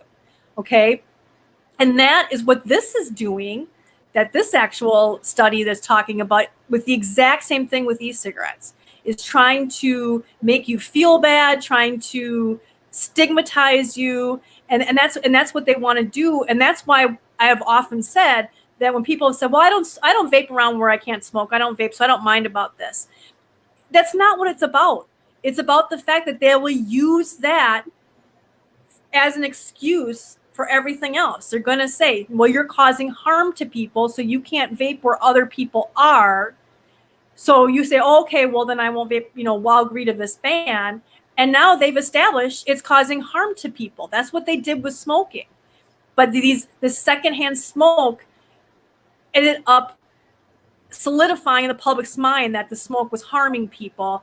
And now, now we know that it harms people. So now that you've got vaping in there, now vaping is harming people because we've established that because it's banned, if that makes sense, is what I'm trying to say. And that's why we oppose these, because first of all, businesses should be able to choose, but it's not about the being polite. It's about the message they're sending by banning it in public.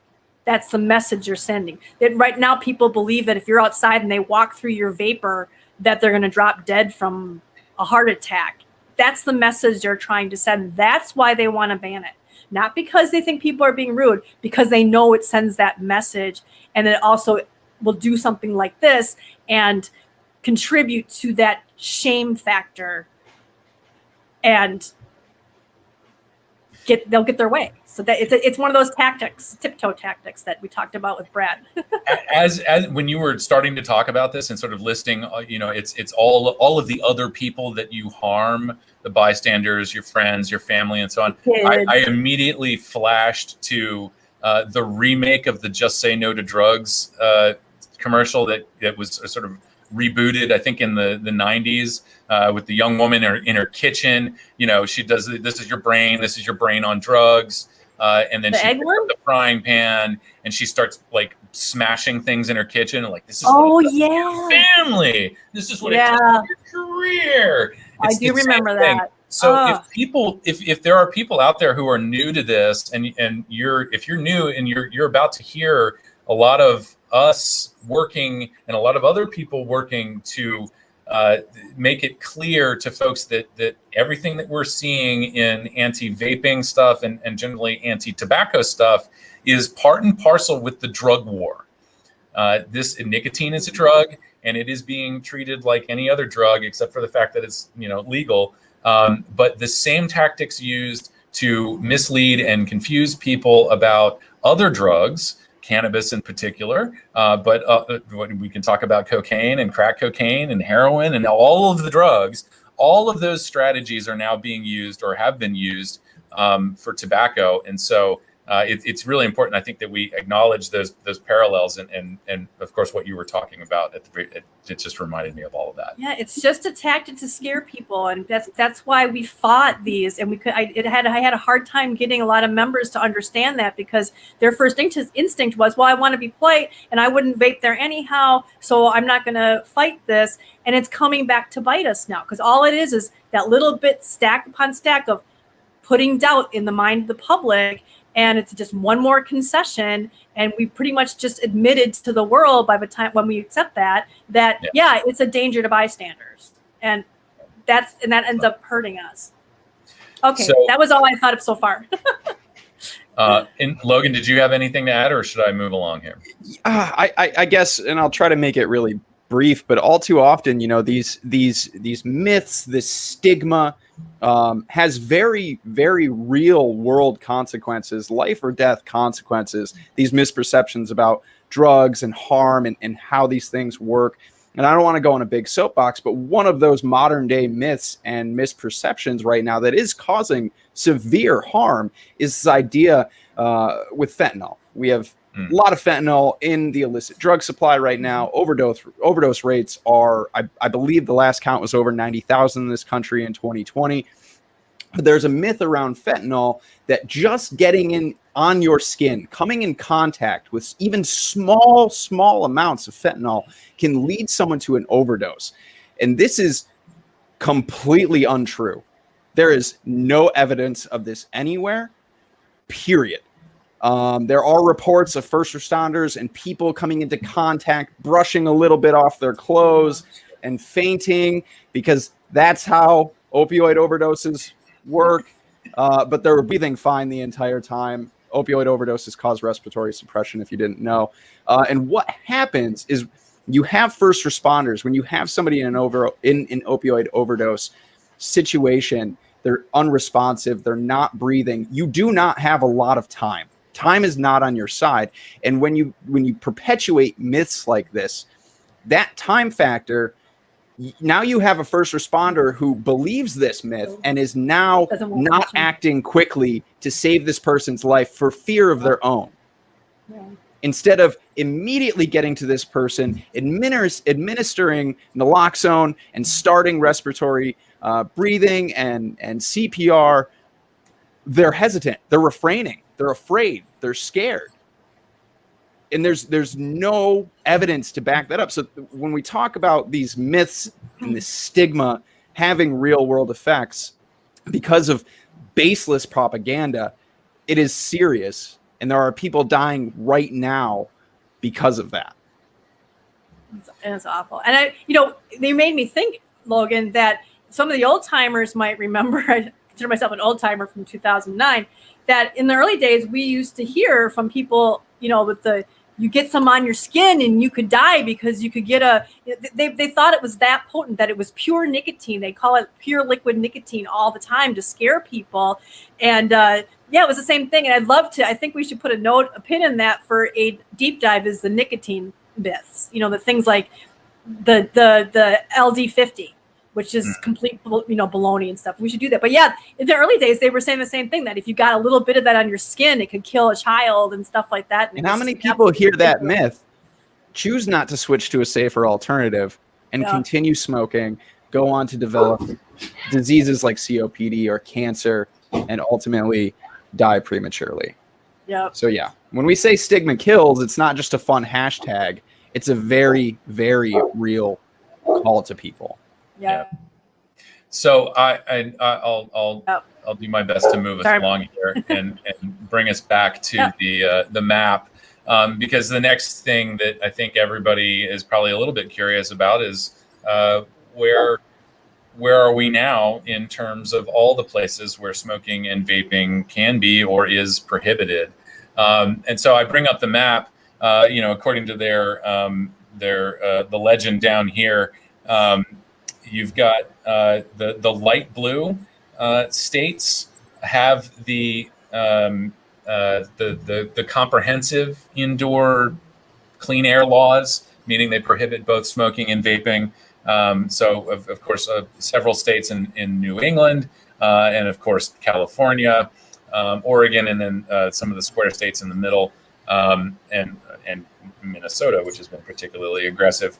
And so anybody else in these sort of pink states, that's where you can see vaping bans as a threat. So there's still quite a lot of ground to cover here. I would say, a lot of the South I'm not terribly concerned about, but things are changing. And of course, the more that Texas becomes like California, certainly you can see their policies migrating to your state. And fortunately, actually, this needs to be updated, I believe, with Florida. Florida has included vaping in their indoor smoking law. I don't know if it qualifies as comprehensive, as I'm sure that there are some exemptions, but yeah. So anywhere you see pink, that's a potential target. And I don't know what the date is on this. Oh, it was last reviewed in 2021. So CDC is lagging a little bit behind here. The other thing I kind of wanted to touch back on was, this is how people lose trust in public health organizations. I think, and I don't really want to promote people being distrustful of agencies like the CDC. The CDC, when it functions how it should, is very important. They're there to prevent the spread of diseases. They're there to come up and distribute vaccines and give us all guidance about how we can, prevent dying from things that come up out of the blue, or prevent, dying from things like the flu. We need agencies like that so that we can get honest and truthful information from them. But to take something just as simple as prohibiting smoking indoors or outdoors and convincing the public that all of us people who smoke or vape are just sort of carelessly harming the folks around us, when in reality, the truth is that those laws are enacted to scare us. Those laws are enacted to coerce us to quit doing that behavior. It's not about protecting people stigmatize from harm. us. Guilt us into it. It's coercive and it stigmatizes us. When people start to realize that, there is, I think, automatically an erosion of trust. And the most recent example of how our public health officials have abused the public's trust goes all the way back to the masks. We had a Surgeon General of the United States who was openly mocking people for wearing masks, not because masks had no effect. I personally agree that masks will help to bring down the rate of transmission of not just the coronavirus, but other diseases. I would like during flu season to see people who might have influenza to wear masks when they're out in public, and maybe you could save a life. I don't get into the political conversation about masks, except for this one thing. Our government knew that we were not prepared for this. And instead of telling us the truth, instead of unleashing the Etsy army of sew-at-home people who were making masks, they lied. They lied to us. That was the best thing that they could come up with, was we'll just tell people that masks don't work. We'll just tell people that smoking bans are for the protection of bystanders. It's the same thing. It's the same abuse of power. It's the same abuse of trust, and it's going to come back and it's going to bite you in the ass. And if that hasn't already been laid bare throughout the COVID-19 pandemic, I don't know what's going to make everybody snap up and realize that you've just got to tell the truth. That's it. Just tell the truth. Well, and the COVID-19, I mean, just pull out any article about smoking these days, and it's attached, and vaping, and it's attached to COVID-19 and all the stuff that they said about how it was going to be killing smokers and it was going to be killing vapors and it was increasing your risk of getting it. And it was increasing your risk of having it be worse once you got it.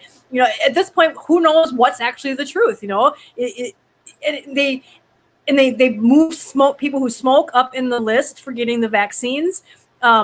Was that a necessary thing to do? Could there have been people who were much more at risk who could have had it because maybe people who smoked were at less risk of actually getting it? We don't know, because the anti-nicotine team decided, oh, we're going to take this opportunity, which is ironic because they took that opportunity. Let's dump on some people who smoke and vape more. Take this, you know, don't waste any, you know, a good pandemic to further our agenda, and ironically then turned around and then started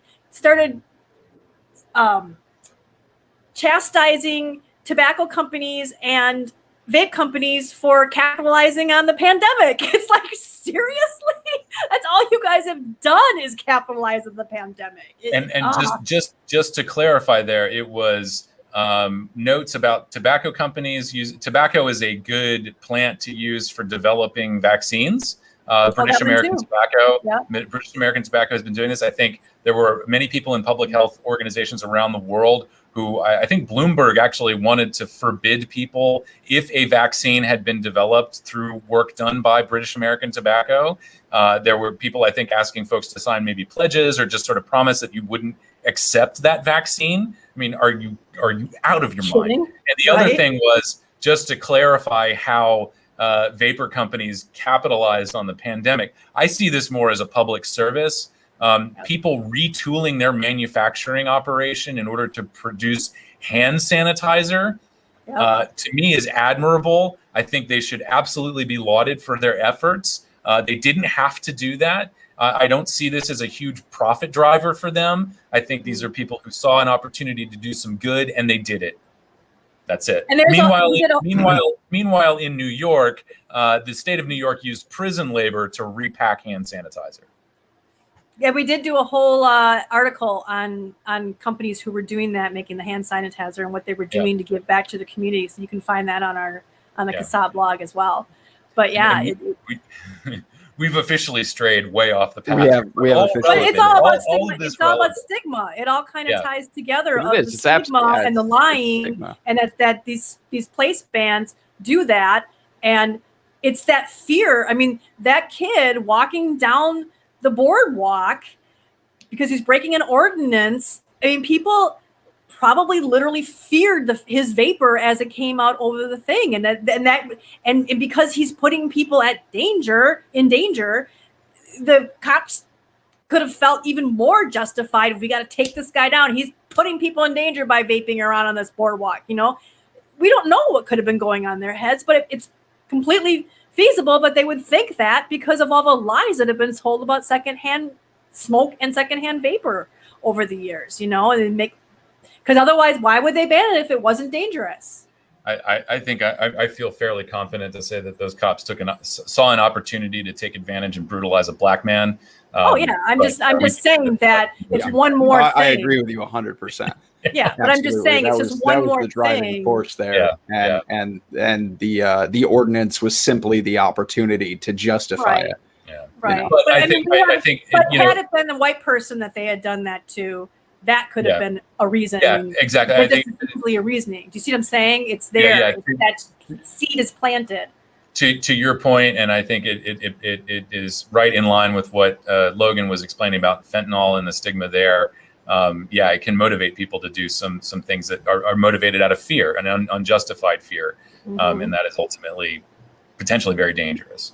And that's the direct result of stigma, fear, dishonesty, propaganda. And just like place bans are unscientifically, instituted just to coerce people who smoke to quit, stop their habits, leave, for the sake of everyone else, it's really. And I don't care what they say. It's really harm businesses. It's harm businesses that catered. I shared in the chat, the CASA Skype chat the other day, a link to a place in Kansas that actually is it a county or a suburb or something that actually still allows smoking in restaurants or bars if the owner wants to do it. And that's the way it always should have been.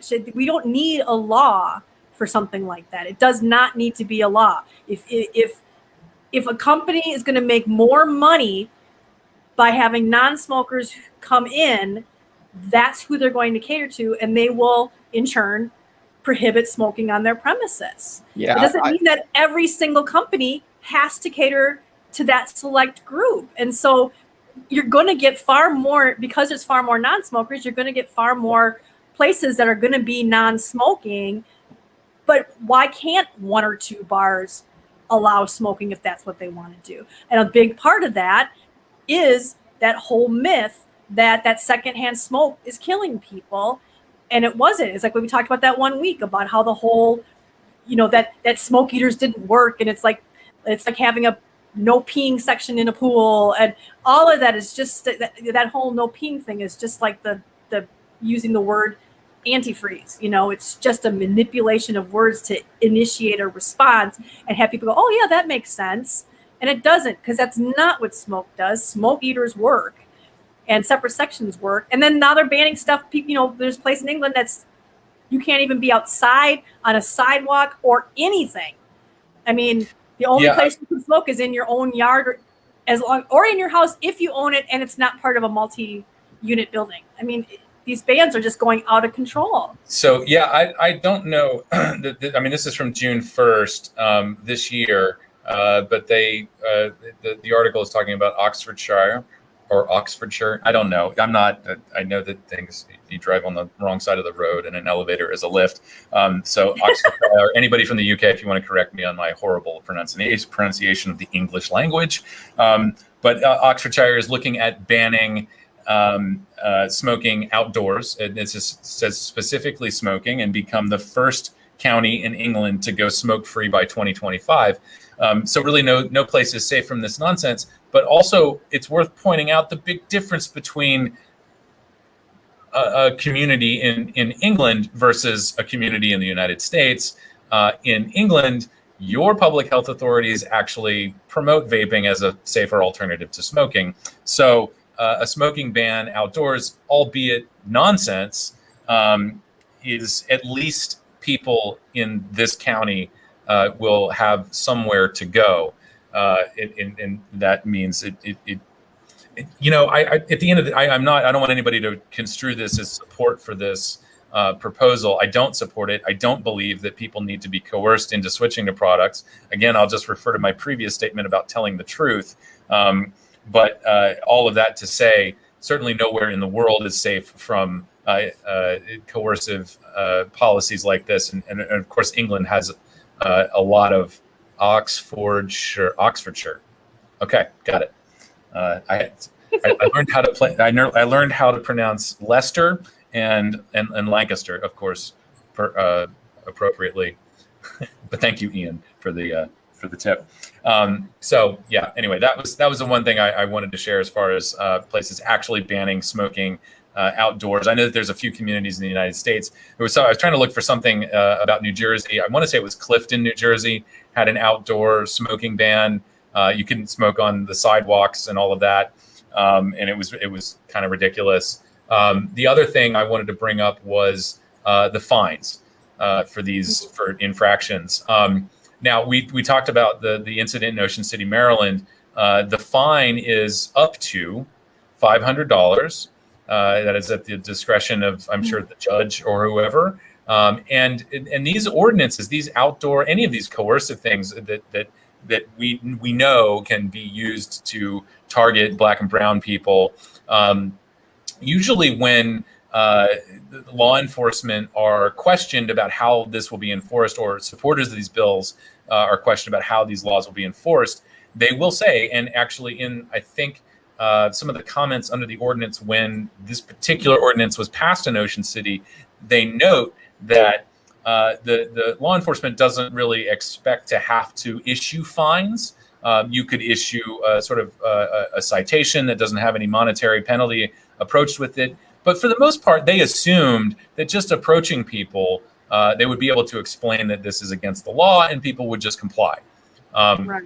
That is happening all over the place. Whenever they talk about place bans and stuff like this, that we now know, this is not, this is settled. We now know that these laws can be abused. Oftentimes they justify it by saying that, well, we probably won't get to issuing penalties. And just from my personal experience, the city of Plattsburgh, a few years ago, they were beefing up. They had a very somebody who wanted to grab some headlines on the city council. They were beefing up their outdoor smoking law to include vaping. And the ordinance was originally drafted that anyone, and no matter what age, anyone who was caught in possession of vapor products, I remember that. Products in a city. Yeah, thank you, Kristin, for your daily heads up that got me down to City Hall to show up to testify against the ordinance. So it was a purchase, use, and possession, or was a possession and use ordinance.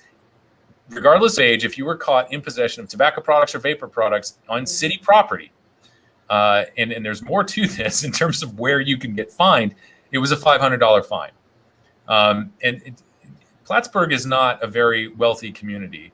I think the median household income here is right around $30,000. So $500 for a young person, or anybody, honestly, living in Plattsburgh, that's a lot. That could be an entire week of work. It could be 2 weeks worth of work. That's groceries. That's healthcare.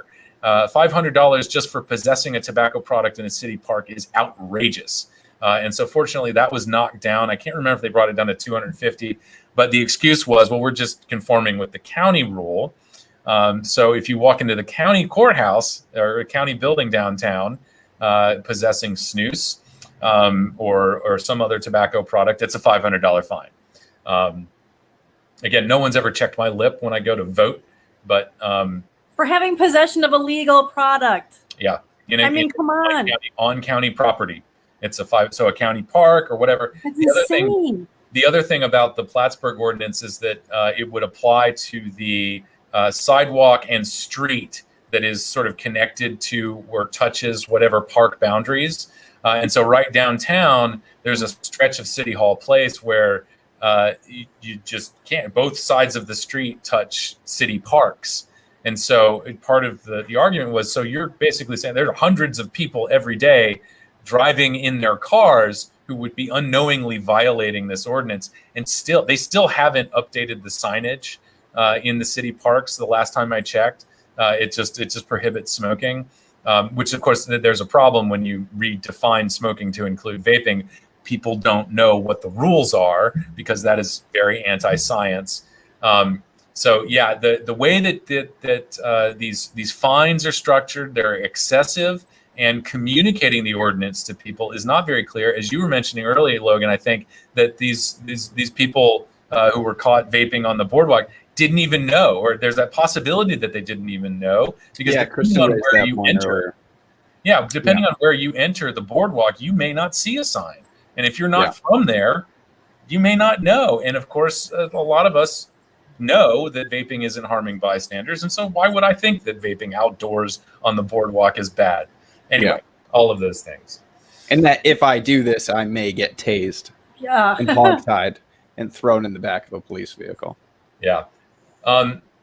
So I know we're past the 2-hour mark, but I did want to kind of wrap this up, because we can't have this critical discussion about how bad these laws are if we don't suggest some alternatives.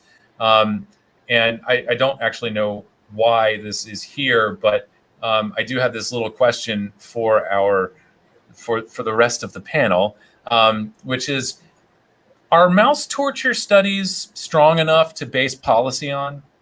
Policy for human beings or policies for mice? Either one. Oh, okay. No.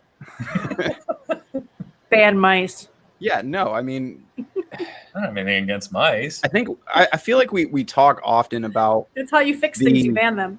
Limitations and problems around rodent studies in general. Unreliable, shaky evidence at best does not often translate to real world human use and human physiology.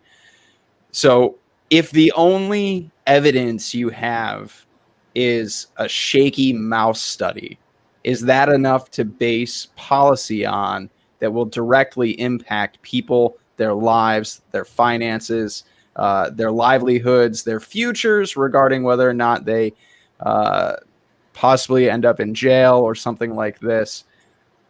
I would very strongly say no. I would say no. That's not enough evidence to support these policies.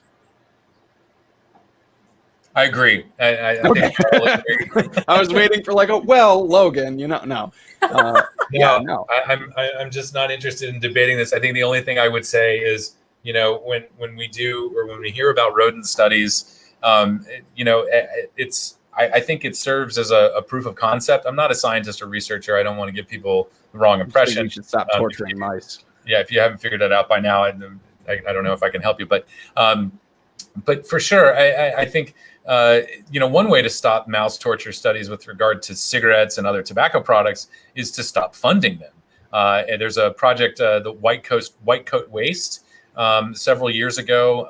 I think we may have done something in collaboration with them, but I do know that they generally have a campaign against these sort of needless studies that are required by regulators. In fact, I believe there is a certain amount of animal torture involved with your PMTAs. This is research that is required by FDA. I'm sure someone can correct me if that's inaccurate, but I do believe there is some level of mouse studies involved in tobacco products that is required. And so rather than banning the practice, you could just stop funding it. How about that? It's unnecessary, and it doesn't add anything to determining whether or not these products are appropriate for the protection of public health. But certainly, I think in certain circumstances, they are a good proof of concept, but that they are not good enough to base policy on. And for example, one of the positive sort of mouse studies that we've heard about is Rat Park with regard to drug policy. And if you haven't heard of Rat Park, I encourage everybody to Google it. I know that we've discussed it before, but it was a study that found mice who were allowed to, they were given access to a particular substance. I can't remember if it was cocaine or something, but they were given access to this substance through their feeding bottles. But they were also housed in an environment where they could go and socialize with other mice. And they found that compared to the other group who were just isolated in a cage, and with access to drugs, the mice that were able to socialize actually chose to use the drug less.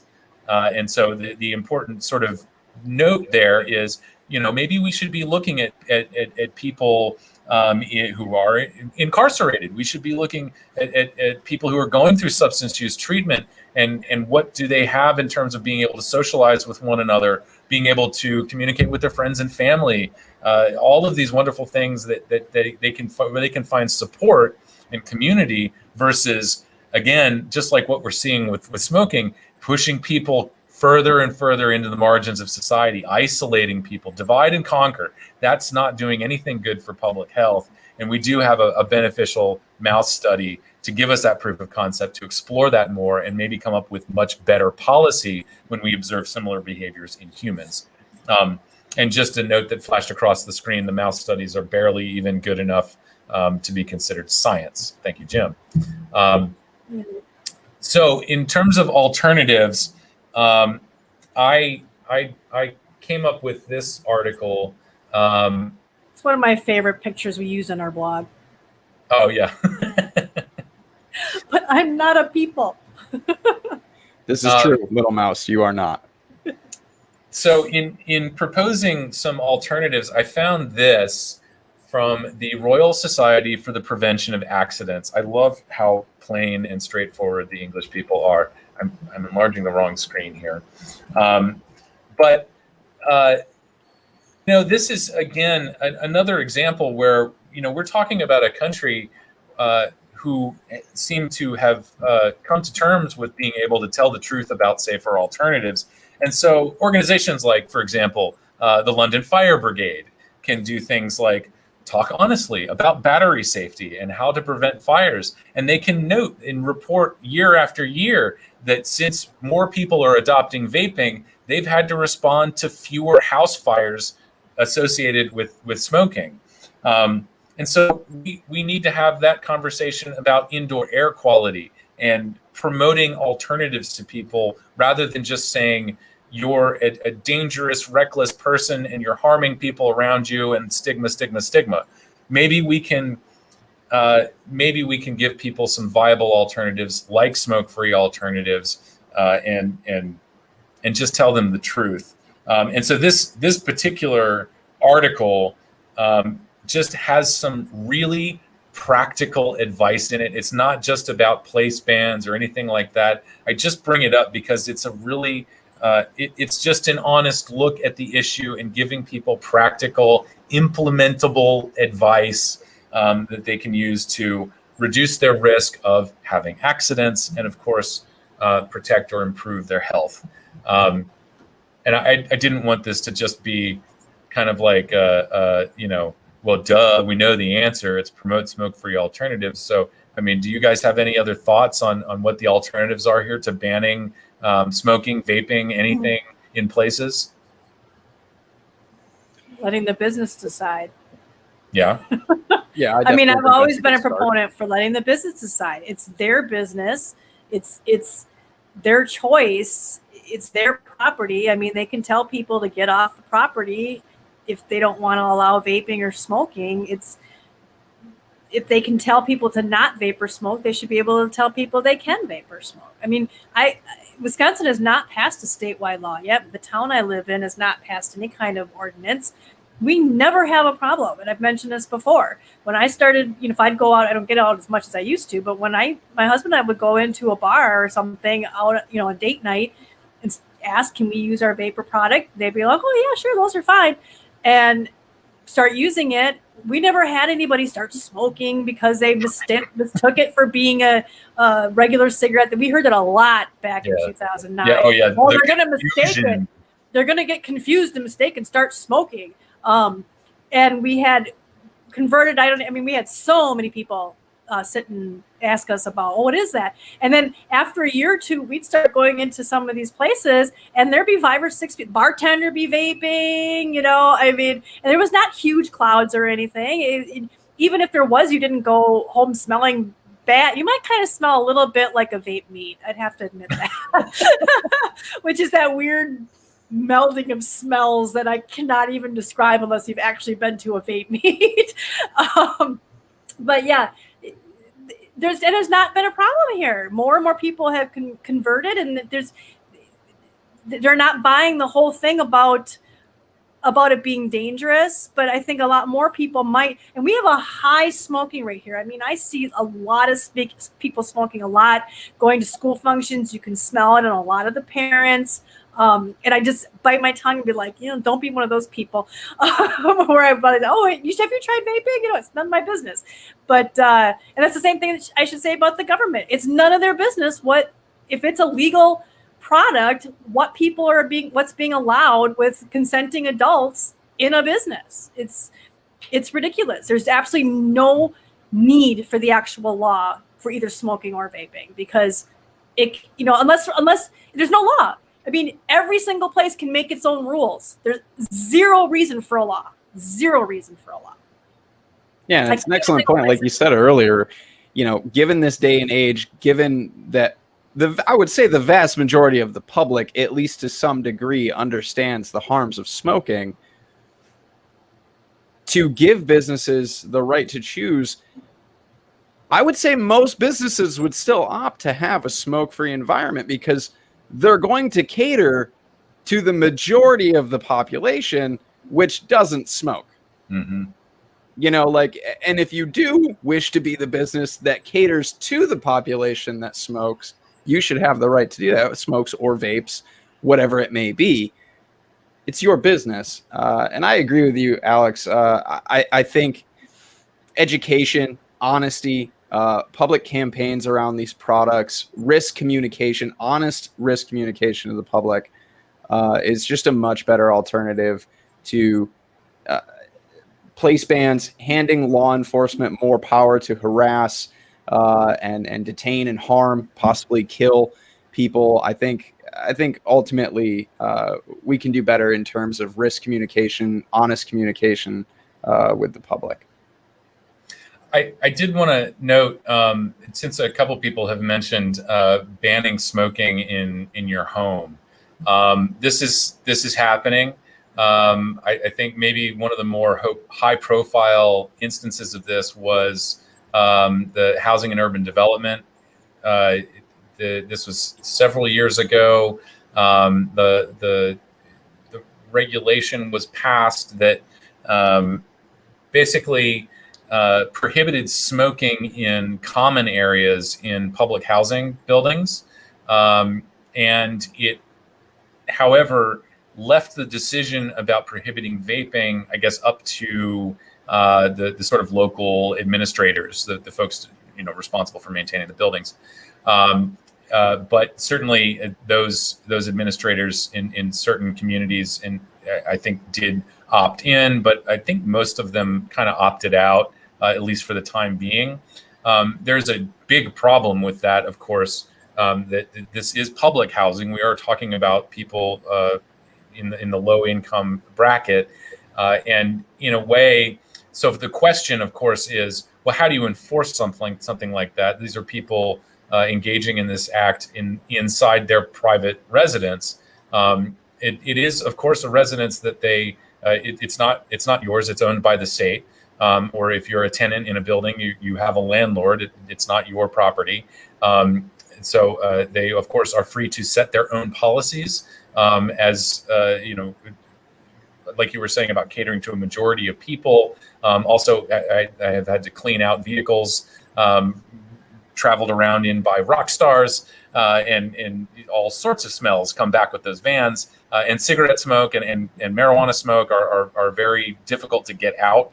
It's not impossible, but the argument there, of course, is sort of a devaluing property argument.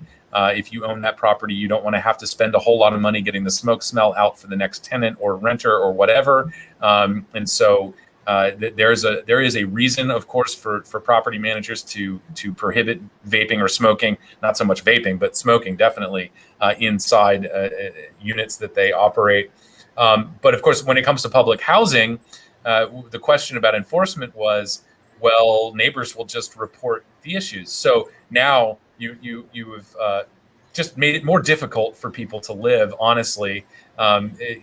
Someone smoking in their apartment in public housing is running the risk of being ratted out by their neighbors. Snitches get stitches. No, yeah. I'm just kidding. Yeah, they get a nice little sticker that they have to wear if they're caught, right? Yeah, so the message there is, inform on your neighbors for participating in the deviant behavior. So yeah, anyway. There's been a couple different places in California that they've again made it a law, and again, landlords are business owners, so again, let the business decide. It's up to them who they want to cater with. But now these towns are passing it, and this is something that we tried to warn people of way in the early days. I think probably even before Alex or Logan were on the board, we would have arguments with vapers. I just joined, so it was well before I was on the board. We'd have arguments with other vapors about why we were fighting this. Kasai, you need to just stick to these other things that are so much worse. That you shouldn't be vaping where you can smoke and you can't smoke anyhow. And they didn't understand how this was all going to snowball, and they scoffed when we said this is eventually going to lead to banning wherever they ban smoking, which is now leading towards people's residences. And the only place now that's safe is if you own your own house. And I've actually seen people in their own yard have the cops called on them because the smoke was wafting over to the next lot. So if they roll it in and treat it just like smoking, exactly. Like if you own your own home, there's a better chance that you are not in this low income bracket to be affected by this in general. Right. But they're doing the same thing. But these cities are changing that. And maybe that might have a difference. I don't know. But see, the thing is higher income people tend not to be to smoke as much either. It's affecting condominiums, any multi-use, and you own your own home in a condominium, so it is affecting people who own their own home when this stuff is going. And people say, well, it doesn't matter. They're not going to be able to tell that I have, that I vaped in my apartment. Well, they're talking about going through and doing surface testing. So unless you wash everything off in your apartment before you move out, you could get hit with a huge fine for vaping when you're not, but if this is like built into leases and all that kind of stuff, third-hand smoke, third-hand vapor. Yeah. I mean, and I just wanted to point out, did you see what Jim said about they did it for the idea that it was going to protect the employees? Right. Did you see that one? No, they didn't.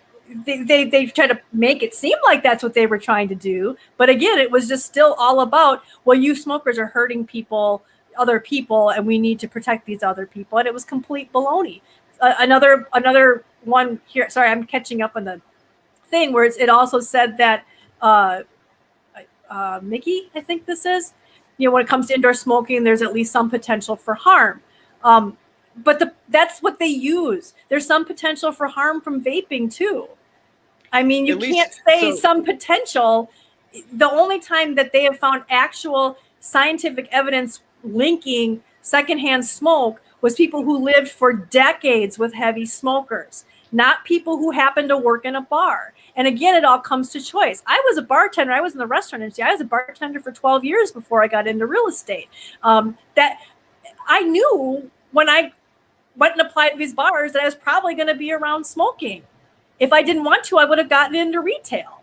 I mean, this whole idea that you don't have a choice is ridiculous.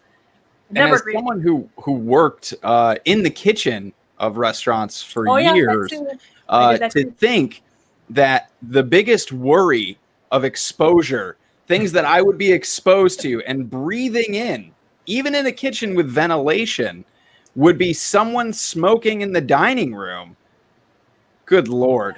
I mean, while we're standing over open flame, flat top grills, fryers, all sorts of things going on, that what I'm breathing in this kitchen is pales in comparison to someone out in the dining room having a cigarette. I mean, they're absurd and completely unscientific. They're finding more and more lung cancer victims are getting it because of heated oils. They're finding that women in Asia, because they're over these woks and stuff like that, and inhaling all those vapors from the oil burning off, they don't smoke, but they're getting it from that oil. So to single out some smoke, which mostly was taken care of from smoke eaters, it was ridiculous. It's one of the biggest hoaxes that I have ever seen. And I think I learned most of it from that book, from Velvet Glove, Iron Fist, and also from Mike McFadden's book. What is it? Dissecting Anti-Smokers. I think that's right. I've got it somewhere. Brains, I think it's called. Yeah, that. And God forbid that you should go outside grilling on charcoal, Yeah. Cigarette smoke does not have magical properties that makes it worse than inhaling any other kind of smoke. If you're burning matter, any kind of biomatter, whether it be vegetable oil or wood smoke or charcoal or cigarette plants, and yes, including hemp cigarettes, CBD cigarettes, marijuana cigarettes, you're inhaling burning matter. Don't delude yourself to thinking that's different. But this whole idea that somehow it's magically worse because it's tobacco is just, again, perpetuating that myth and trying to stigmatize people who use these nicotine products. Yeah. Sorry. No, I think that we are well approaching the 2.5 hour mark. I think this was an excellent deep dive, though, on place bans, and particularly with a big focus on the results of this kind of stigma and these myths that are perpetuated to people and how they affect them and how they affect their lives. And place bans are one of those things that really, like Alex talked about, are really just meant to coerce people to change their behavior, to stigmatize them. It's all about hassling people. That's the whole reason they exist. Yeah. And that's why we're getting hassled on boardwalks. It absolutely does more harm than good. Yep. Which happens to be the exact opposite of harm reduction. And I think that's where we're going to start to wrap this up. Does anybody have any final thoughts today? Alex, do you have any final thoughts for No, all of our viewers and listeners out there? I was very content to give Kristin the last word on that discussion. So thank you. Kristin, any final thoughts today? I guess the only thing I would add to all that is just don't understand that everything that's anti-smoking that you support is supporting anti-vaping. Don't support any of that stuff because most of it's just complete bunk, and it's going to turn around and be used against you later on. You're not helping yourself by jumping on the bandwagon and hating tobacco and hating smokers and hating smoke and hating all that. You're not helping your position by doing that. You're only giving them more ammunition to come at us for our smoke-free nicotine products. So open your mind, read some more stuff about the war on smoking and what's really going on behind the scenes so that you understand how this is all being turned around and used against you in little steps, step by step, tiptoe. Thanks, Brad Wodu.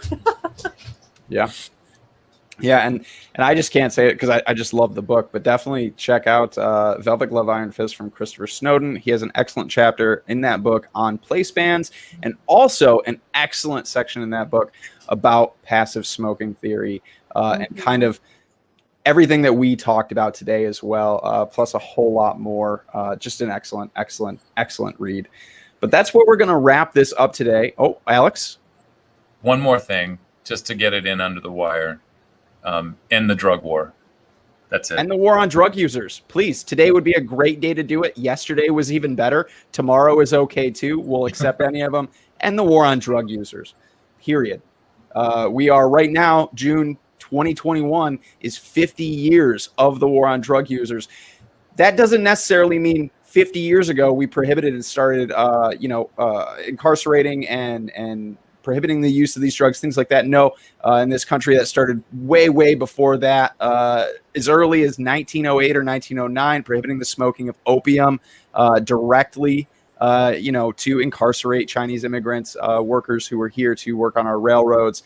So it goes well beyond that. But yes, right now, this month is the 50th anniversary. What a shitty anniversary of militarizing our police force and doubling down and cracking down on drug users. So yes, end the war on drug users. It's a great time to do it. And there is a bill in the works, been introduced to decriminalize all drugs in this country. It's the first bill of its kind. I know that DPA worked very close with representatives on this who introduced this bill. So thank you. Huge shout out to DPA for all that. Awesome. And yeah. Is that the main one you're talking about? Yeah, we should make sure that nicotine is included in all of that as well. Yeah, there's one in Maine, but Logan was talking about the federal bill. There's the federal one. Oh yeah. That's right. I forgot because I was just tweeting about the Maine one because the irony of the fact that they're decriminalizing all drugs. All drugs, and it would only be a civil, like a ticket for $100, yet selling low risk vapor products that have flavors and are helping save lives would garner up to $5,000 fine. Yeah, they're all going to look real bad once they figure it out. Yeah. Yeah. All right. So for podcast listeners out there, if you're just now, you're at the part of your legislative rundown and you're all caught up. For all of you folks out there, I just want to let you know that this full episode is now available on SoundCloud as well. So you can check out the full thing when you have time. If you would like to plug those earbuds in and listen to all of the good stuff we talked about today, it is available for you. And also all the links to all the fun stuff will be down in the descriptions as well. And for anybody out there catching the replay, thank you for hanging out for 2.5 hours, catching a replay. And especially if you're here right now live with us, thank you for joining us today. We appreciate you. And I think, join CASA, right? We're right here. We're here right now. While you're here, if you are not currently a member of CASA, head over to CASA.org, join. It's absolutely free. And while you're there, please share your testimony, share your story about quitting smoking, how it happened for you, what you used, what you did, and how you're feeling now, all that good stuff. Share it with CASA. The more testimonies we have, the better.